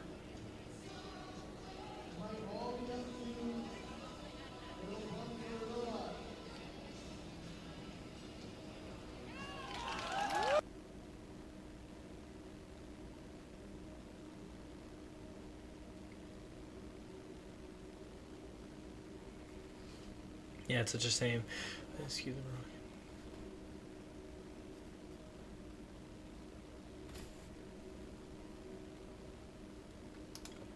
Yeah, their bot is really good.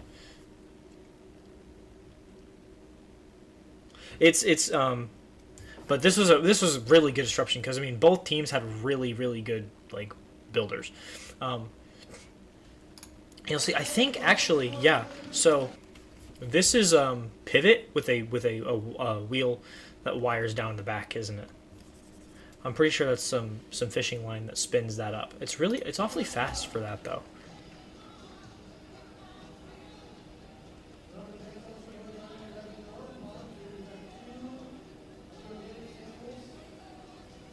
No, yeah, that's wire. Yep, yeah, definitely. I can see it working now. Oh, and they also have some rubber bands helping. That makes sense. Yeah, rubber bands are super helpful, especially for this, to be able to counteract that weight. That's a big, heavy. That's some leverage. Let's see. I love how it grabs both at the same time. That's so cool. Having like a little divider in the middle and closes on both sides. That's super cool. And you'll see, this is the double-edged sword. This is the double-edged sword of disruption. You'll see here they've shifted around in there enough to where this has kind of come unlocked, and there's a little bit of a mess up here. You get clipped on that. You get clipped on that, and it can't do it anymore. It gets, and that messes you guys up. You got that one coupler down on though, and so that does allow you. I think that gets you the win along with what Magellan did, but it's a double-edged sword. But let's go back and see how it grabbed that first one. Oh yeah, we're still not hands off. Where are we at?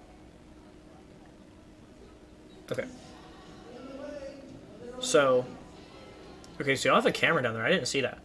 The camera, I'm assuming, lines up on that. Maybe. Okay. So you grab on that one side. And then you have this bar right here that I think is square up right there. Yeah, that's a square up. Yep. This bar, you click there, and then you turn and you click. So you're actually using this bar right here to line up on this pipe perfectly. And to be able to, because that's a really hard grab, especially with how wobbly this claw is. It'd be hard to get that coupler to go down on there perfectly, but it does. It gets on there.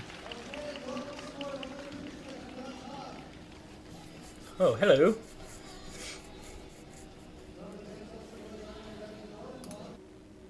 It's all Patrick. Oh.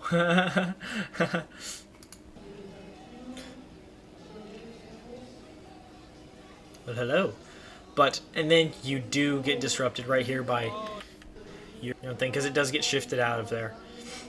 And it, which is really unfortunate, because I know I know the thing is, and we only get to see Magellan works partially here, because that is another thing about disruption.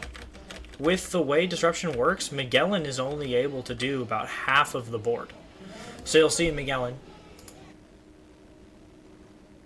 Patrick, that's your name. Okay, cool. Good to know.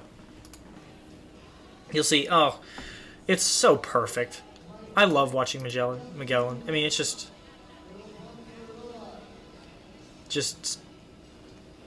so cool. Just getting back on that line, just go.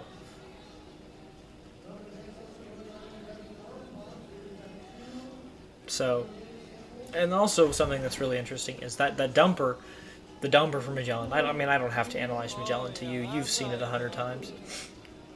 It comes down and it squares up on that that back piece right there, and it's just going to pull it towards itself, which is just really cool. You'll see they get hung up, and I think this robot Magellan is waiting for this because I think it's supposed to be doing something, but it gets caught up, and so it doesn't do that anymore. But if we fast forward a little bit here, we'll see that. Yep, the robot. Ooh, that's tough. That's tough to watch, but Gyro comes in for the win. So you still complete the 90, and you get all the training that you need. And I believe electricity rule allows that to work just fine.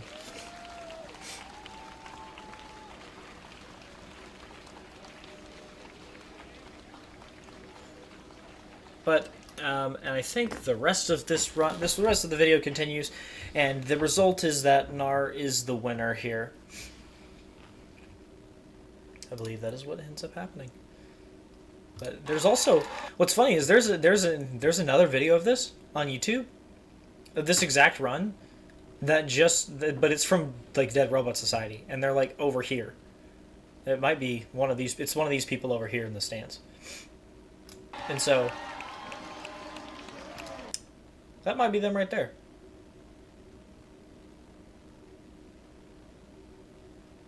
Yeah. So, okay, that's cool. It's cool to know. So DRS only got 8 points this run because of the disruption, but in turn we only got like 130. So disruption is a double-edged sword. It really is, because I mean you're going to be dealing with one of your robots is going to be a lot of devoted to. Someone's going to be devoted to doing disruption, and the other bot, you have to trust that the other robot can get more than all of their robots that aren't getting disrupted. So it's a risky, but I genuinely wish there was a way to positively have disruption, because I think it really enhances the game. I think it makes it really cool. The only thing that we've gone disruption-wise, and I think we have a video of it on our channel. Let me check.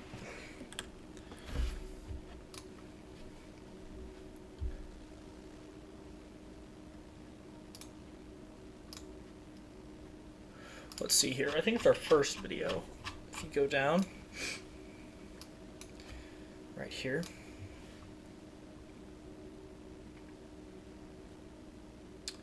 We'll just have to go through here and see where it's at. I don't remember exactly where it is.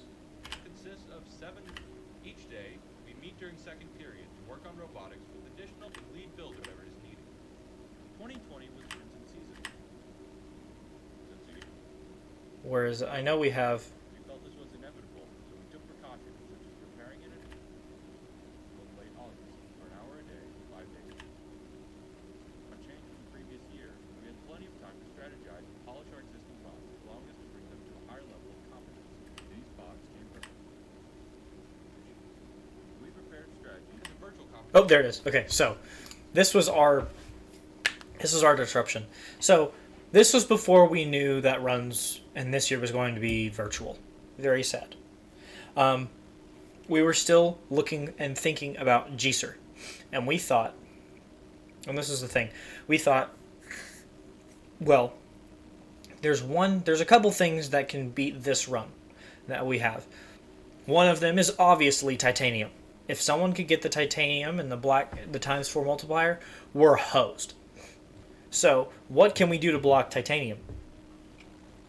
Well, this was Nathan, my co-captain, and whatever. It's just we're the two main ones that work on this for the most part. He decided, and this was a genius idea. He proposed that, well, why don't we drop one of the yellow cubes into the why don't we just drop one of the yellow cubes into the titanium? So we had that little sequence in there for quite a while, but then we figured out they were going to be virtual, and then we got sad and we took it out. You can see there's more of the yellow cube in there right there. But that was a really fun little segment of the code there, because we knew that was no one's getting titanium if that thing's in there. If that yellow cube's in there, no one's getting titanium. I mean, you're just kind of hosed. It's big. That was really cool. Don't mind our ramp here. There's nothing wrong with our ramp. It's totally not just duct taped together and then has a piece of PVC pipe bracing it. But maximize our points. This year, that was a team have also doubled in size.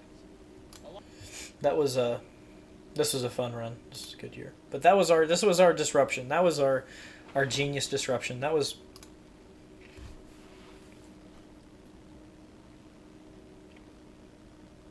yeah. Oh. Yeah. If someone got the titanium with that stuff in there still, that would be insane. And in 2020, I don't think anyone. I know y'all might have planned that, but I don't think anyone did go for titanium that year at regionals, at 2020 regionals. I don't remember. Oh yes, procrastination at its finest. Oh, that was so funny. So, what that is I can show you what it was. Basically, and I know you've seen the video, I can tell you the story. They didn't do anything until the night, no, I'm sorry, 2 nights before competition. 2 nights before competition, they started working on their robot. We got 11 titanium palms 9 out of 10 times. Whoa! What team? What team are you on? That's impressive. I know we had a robot. I think I might still have some videos of it. I don't know if we ever... Yeah, I know y'all didn't do it in regionals. Do I have a video of that? I don't think we ever posted a video of that. We have a robot... We named him Dumpy.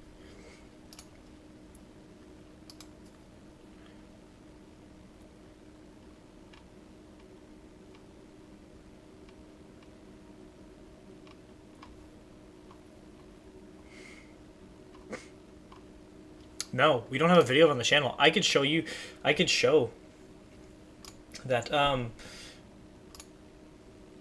don't know how to pronounce it. Her. Wait, is that Los Altos? Is it LOS 1 2 3? I don't know. Her Namen Los? I don't know. But let me see. Basically, well, hold on. Let's talk about this. What they did is they used. They had a little claw design, and this is the exact same claw design as John Richard from our main team. Our main team used this exact same base claw design, and they just copied it twice, made 2 little hooks, and then just both of their robots grabbed 4 minecarts. I mean, grabbed 2 minecarts and just pulled them back. And that's all they did. I mean, that was it. But that's 400 points. So I think for that online competition, they got like 5th. And you'll see it's just that's it. It's this slapped onto a servo mount, and with our little gearbox design, and it just, that's all it did. And so they just had two of these, and all they did straight out of the start box was go grab minecarts. Is a class during school. We also work on it after school. But let me see. I might have a. I'm gonna have to go look through my files on my computer, but I think I have a video of our titanium robot. I should. Is it on my phone? Let me see. I think it might be on my phone.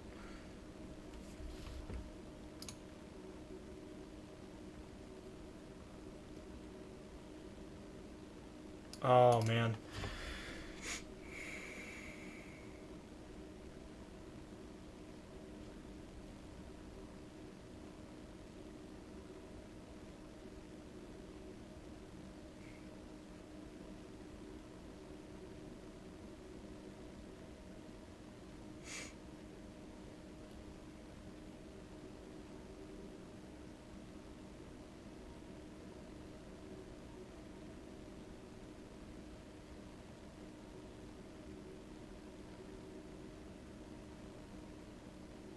Okay, there's that.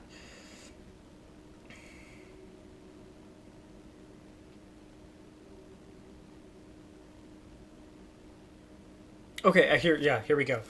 I have videos of it on my phone. I'm trying to find, because we have a ton. Okay, I know I have a ton of videos of it. Is this a full run? I might upload this to Google Drive real quick and we can look at this.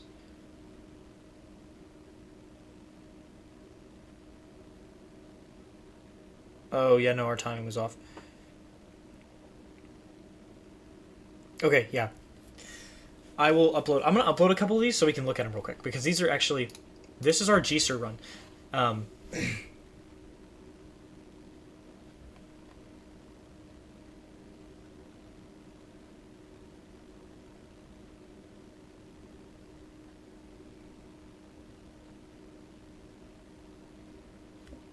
then I think...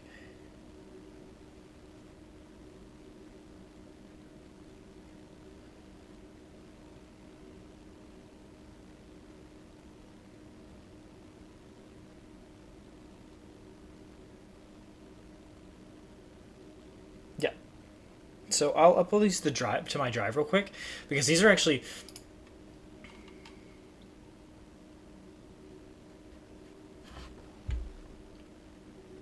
Yeah, Botball 2021, it was honestly a little disappointing because the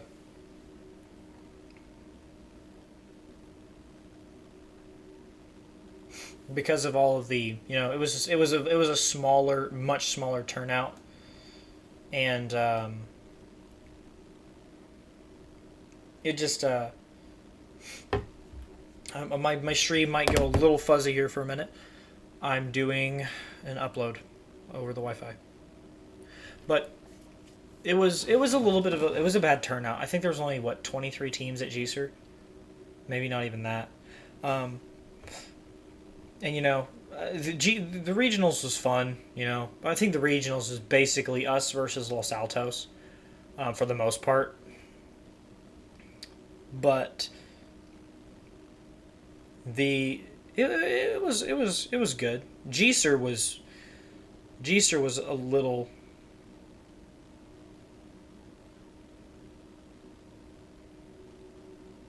G-Ser was a little, but I mean, it was good. G-Ser for us turned out terribly. We didn't do too great. I think we had a bunch of good runs, but not enough, and we failed too many times to where it was just not exactly what we wanted to happen. But all in all, I think this year's definitely been better. It's definitely not as many people as it used to be. Like most of the times, the Oklahoma Regional had. I remember when the Oklahoma Regional had 57 teams, I think. And this year, I think they only had 23. But hopefully more teams will show up for GSER.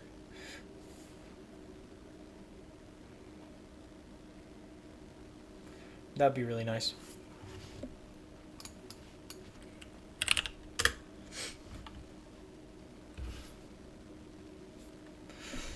Let's see. Go into the design archive.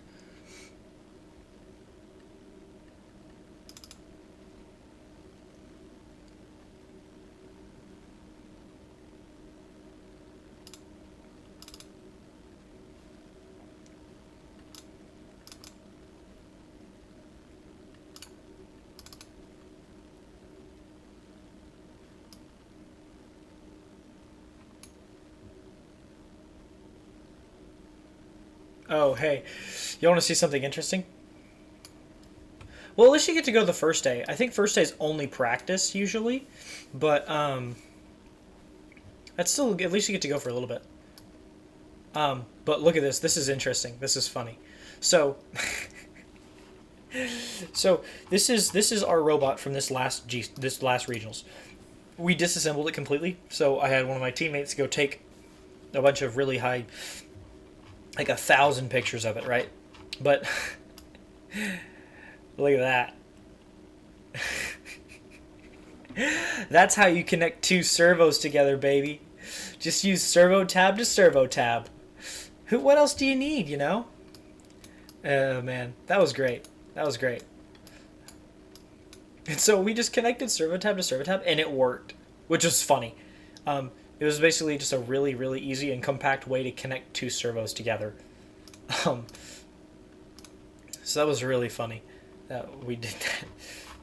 So just, you know, some good old, yeah, that's what we did. We have a ton of good pictures of it. Yeah.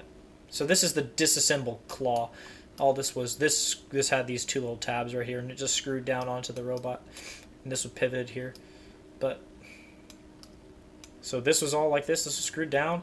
It pivoted from this little axle right here, and then we had this all connected in like that. Just good old. And so this is a rubber band that caught right here. I don't know how. It was really, really, really bothersome. Really bothersome. Let's see. So no, it looks like not all of those are. Do we have some videos of pictures of John Richard? We do. Okay. Let's see. Are those all uploaded yet? No, they're getting there. But yeah, that's how that piece was connected. You'll see this was just pivoted with Legos right here. And so that's how that all shaped out. But all in all, I was really proud. I was really happy with this robot. I think in the end it turned out well. I don't think I had any problems with it, just in the way it worked. I think it could definitely have some I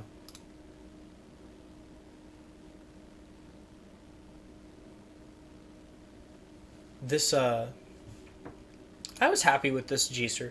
I mean, this regionals. I mean, I wish we could have gotten overall. I'm a little upset we didn't get the overall, but it was Noble that got it, so I'm not too upset.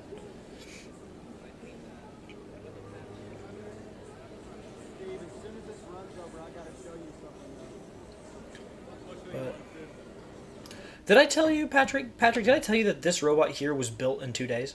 This was built in actually no, this was built in an afternoon. It was built in about 3 hours, and it was programmed over 2 days. Because about 2 days, 2 days before the competition, the other robot that we had, which was a massive BFA, like we had a massive BFA that basically, so we had a massive BFA that what it did was it grabbed this, it did all of this, the same stuff that this robot does, but there was a huge Yeah, it was bad. So we had a BFA that grabbed bot guy, put it up here, grabbed some of these cubes, got all of these palms into here, put them in here, did the same tennis ball stuff, and put it over here. It was a completely different robot. We completely disassembled it. But because the problem was is that we had built the BFA and it was just not what we wanted. We should have built it differently, but we didn't have enough time to go in and build a whole other BFA. So we just were like, you know what? Let's just build a little forklift robot like this and hope it works. So that's why we had such inconsistency with that's why we you can hear me screaming in the background. That's why this was so bad. It's because we basically said, well, hope this works. We're not going to test it. I think we got tennis balls once. We had tennis balls once, and then all the rest of it, we just didn't. But we had this push down on it.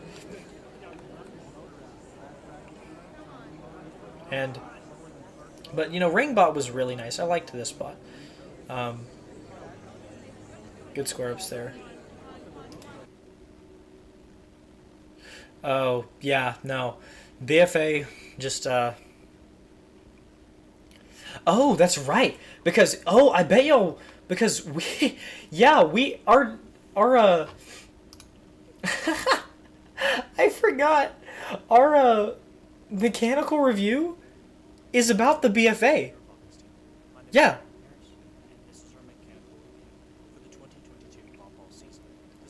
Yeah, there it is.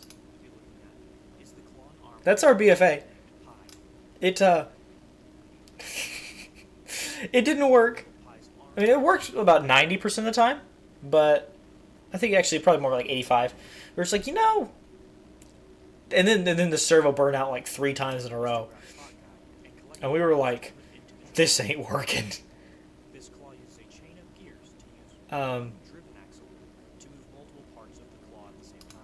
So yeah, this was the robot we were supposed to run. It ground all the palms, put them in, basically did everything like that, but it also got bot guy. And I don't know, but I think this robot did get bot guy faster than you guys. I know it did, because we got this thing down to bot guy in under 7 seconds. Yeah.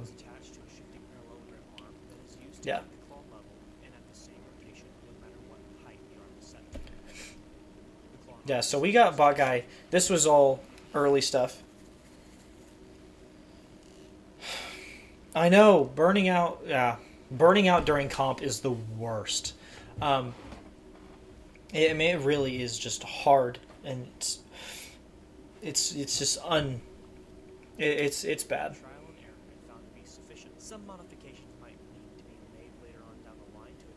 But you'll see, we push all of these down there, and then we put bot guy. We put bot guy up there, and then we grab all those palms that we just put there and set them in that zone, and then we moved them to the. Then we moved that whole thing over to the.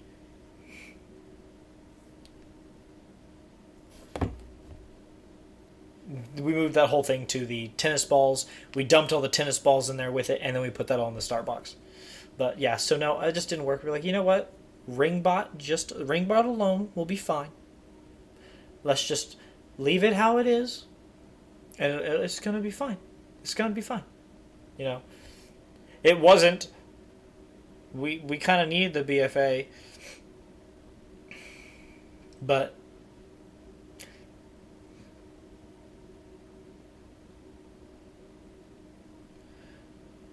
It ended up working. We got double elimination, which was decent. I wasn't too mad about that. I think for the most part, it wasn't like a terrible thing.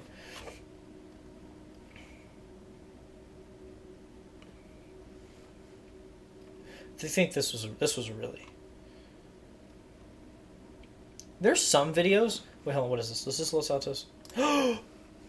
They have this still? I didn't think this was here. Okay, I don't think this is the... This isn't the...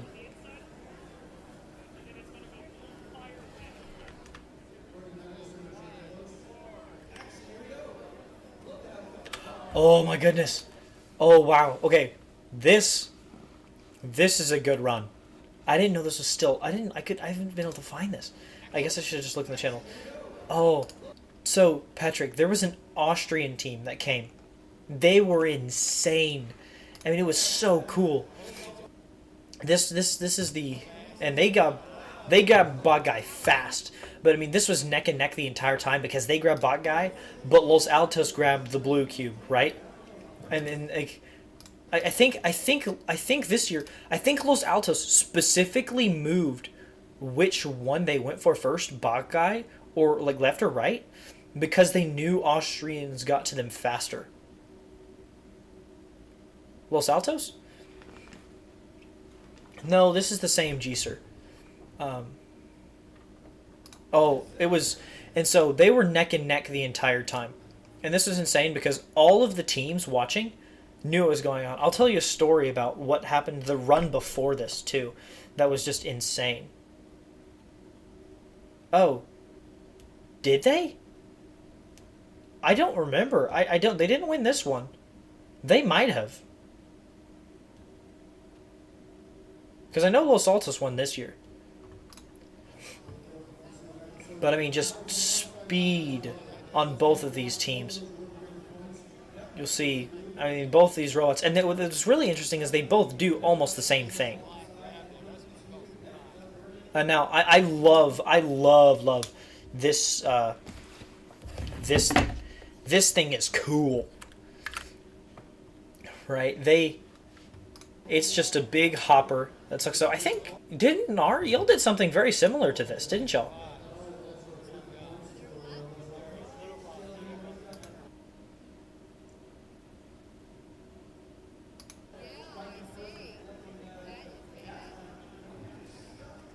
You'll see. It looks like the Austrian bot's stuck, but for some reason, it still finishes that. Oh, ooh! Okay, this has always been cool. I've always liked this. It's just a forward and a back. So look at this. You'll see with the good square up in the corner there. And you'll see they open the claw, they slam that forward, and then they flip this up and do that. So it's just one forward, one back.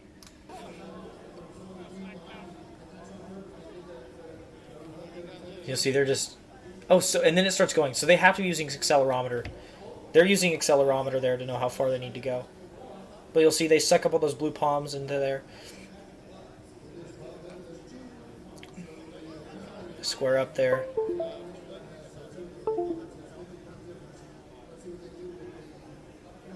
Ooh, pop that blue. Oh, yes. And they turn that. Oh. So cool. So they get that orange one on there, I think. And they missed. Oh.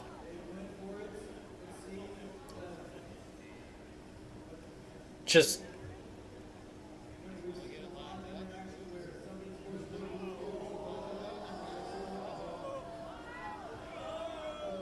So that blocks them. Electricity rule from the other team's points, that doesn't count. So they got blocked from getting those points. So right then it was pretty obvious. What is this?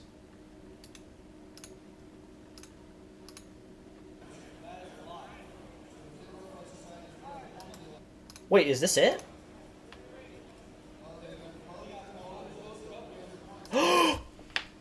Yes! Okay, Patrick, I have to tell you a story. Oh, there I am.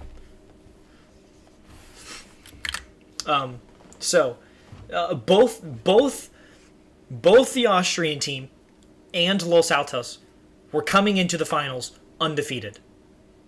Right? Both teams, like this was the first time they'd met, was in the finals. Neither of them had a loss. Right? I think that's how it was. Right, because, yeah. Okay, so neither team had a loss. Because I know Los Altos didn't. I mean, Los Altos did have a loss.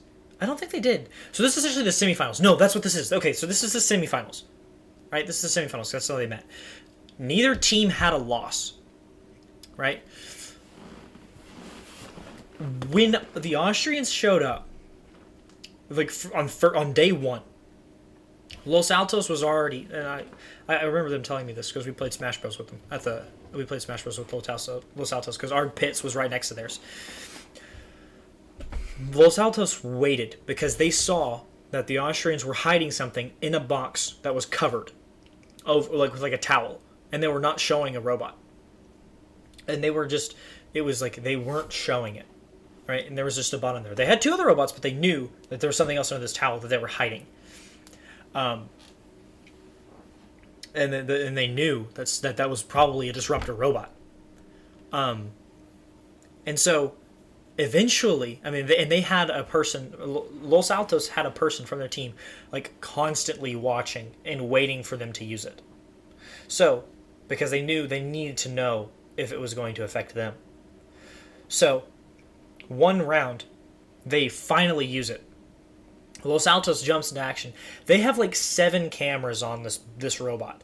They had people on shoulders. People had selfie sticks on both sides of the pits just getting videos of this robot. And what they did is they figured out perfectly what the timing was. Because what it does is it drives underneath.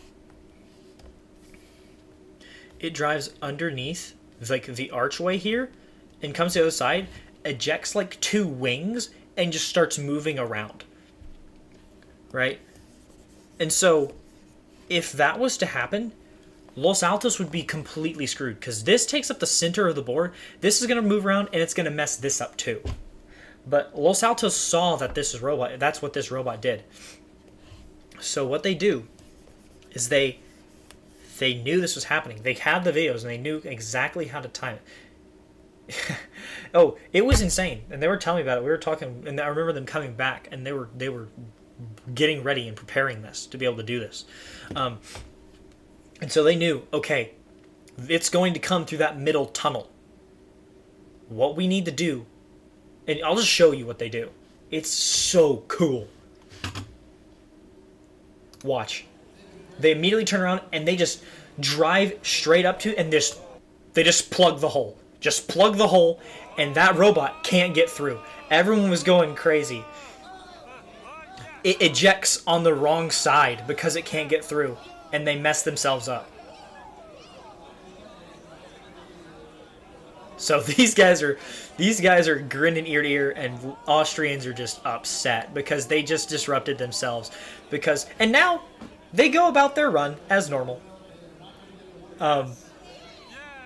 And so they were happy. I remember being there. I was like, this was the coolest thing to watch. I mean, it was really cool. I mean, everyone. I remember that was, and they plugged the hole. They finished their run, and all the rest of these robots are getting drug into the corner and don't just score any points, right? I mean, it was a bloodbath after that. Los Saltos finished their run, did fine, and just it was insane. And so then the Austrians, they immediately go down to the losers bracket, and they wend their way back, and they go to the finals against Los Altos. This time they did not do the same thing. They did not run their disruptor robot, and that's when you had that showdown between the other two. I need to save that to my well, I'll save it to this. I mean, it was insane. It was so cool to see. But that was so I remember that it was a really cool back and forth, and how this team was attacking and Los Altos reacted and defended. I mean, it was so cool.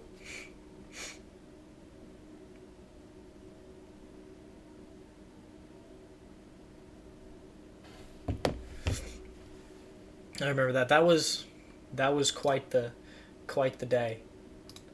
But oh man, Oh man, Los Altos.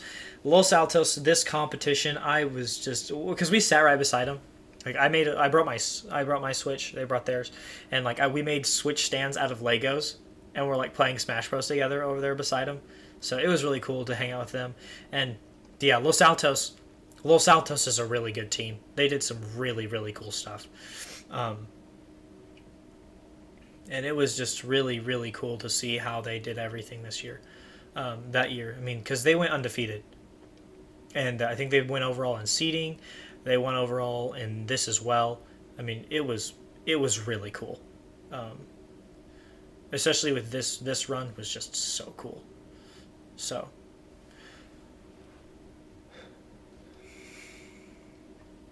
that was intense. I remember that being insane.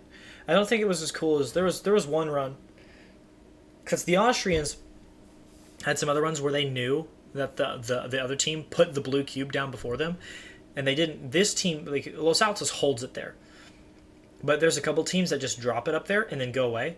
Well, what the Austrians will do sometimes is they would pick up the other team's blue cube, chuck it off the side of the table, and then put their own up there. That was really cool to see. But this time I don't think they did that. Oh, it was 2016, 2017. I wish there were runs of that, because that's really interesting. I wish there were videos of that.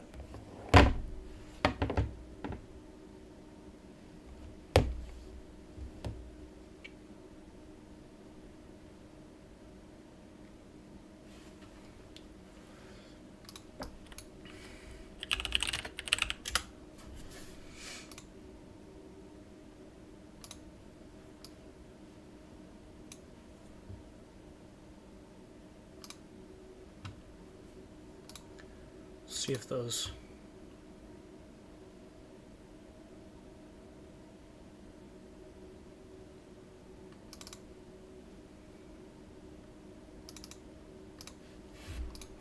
Okay, you know what I could do? I bet if I have a phone charger, don't I? Let me grab a phone charger. Now I'm just gonna plug my phone into my computer so I can pull up those videos.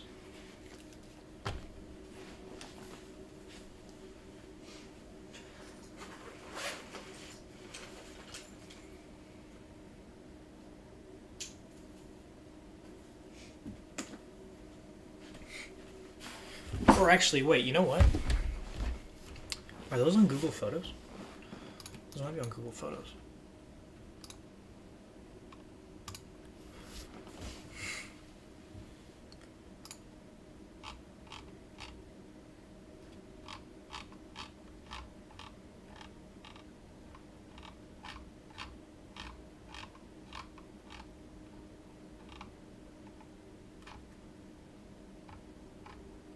Aha, here you go.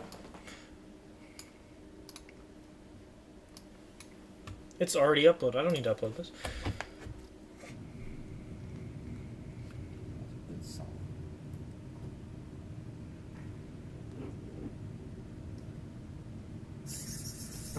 So this is just a little part of the sequence. And this was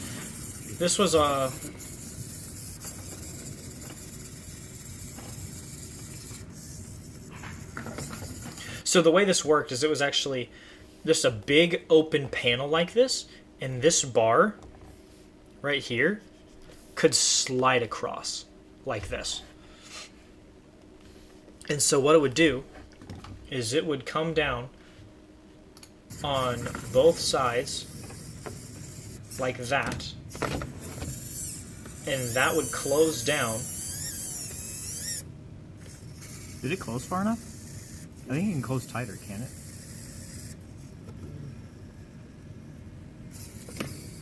Oh, come And on. it would grab all of those, and it would put them on this ramp or this little slide right here, and it would just shake a little bit, and all of those would tumble out. And it would, we had our other robot was waiting here with like a big funnel and the transport, and it would get all of those, and it would put them into that zone. Right. So that was our technique for getting the palms. That was the way that we decided to do it. Let me see if I can pull up how we... Okay, so I think actually we have some full runs.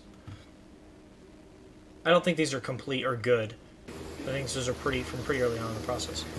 It was like, oh whoops. It was like I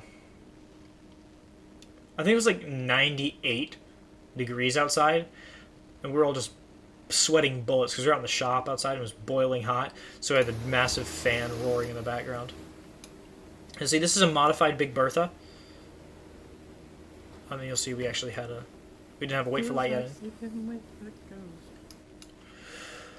So we pull out the coupler here, and you'll see...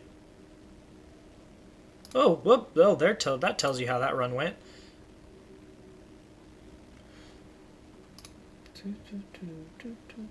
Let's see if this is any good.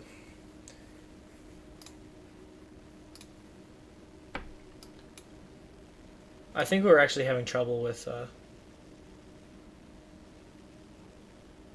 Okay, I think we actually do it this time. So, this robot puts coupler on the other side. Oh, this was Dumpy. So we called this robot this Dumpy, and this was Big Bertha. We'll see if Dumpy can actually do what it was supposed to do this time.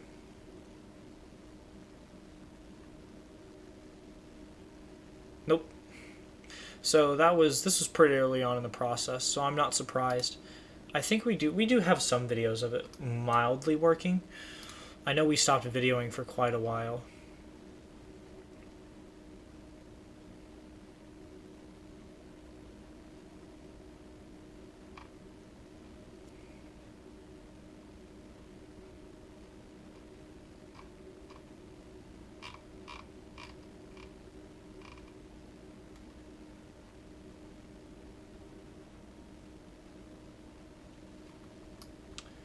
So I think this video actually shows it working. It's one of these, we'll see. I know there was a lot of timing issues with how these worked. You'll see we have the funnel like this. Let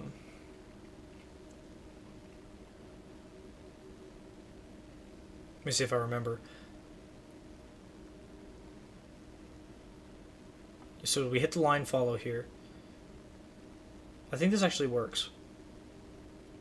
We'll see. I think it was a timing issue. I think we, I didn't wait long enough, or I don't think Dumpy waited long enough, actually, is what it was.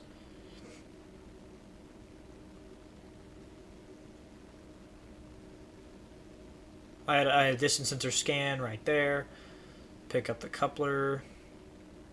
Grab that. Yep, so we just didn't have it, it just didn't wait long enough. But you'll see what the, with a little bit of a time skew, what the goal was here, and how it ended up happening. I don't think, yeah. So this is this was one of the first times that we ran that part of the sequence together. Eventually, we did get to end up working pretty well. I think we hit 4,000 points a couple times at competition. Obviously not perfect, but overall, I can't be too mad about it. Yeah, here's some more videos of it working.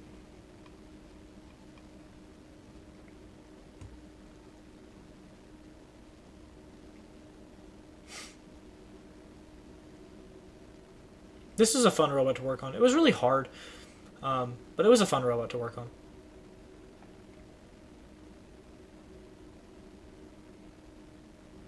This shows you a good video of how the ramp works. I know we were trying to get pictures and make sure that making sure that titanium was working properly. Yeah, so we had that ramp come down, and then we shoveled all those like that.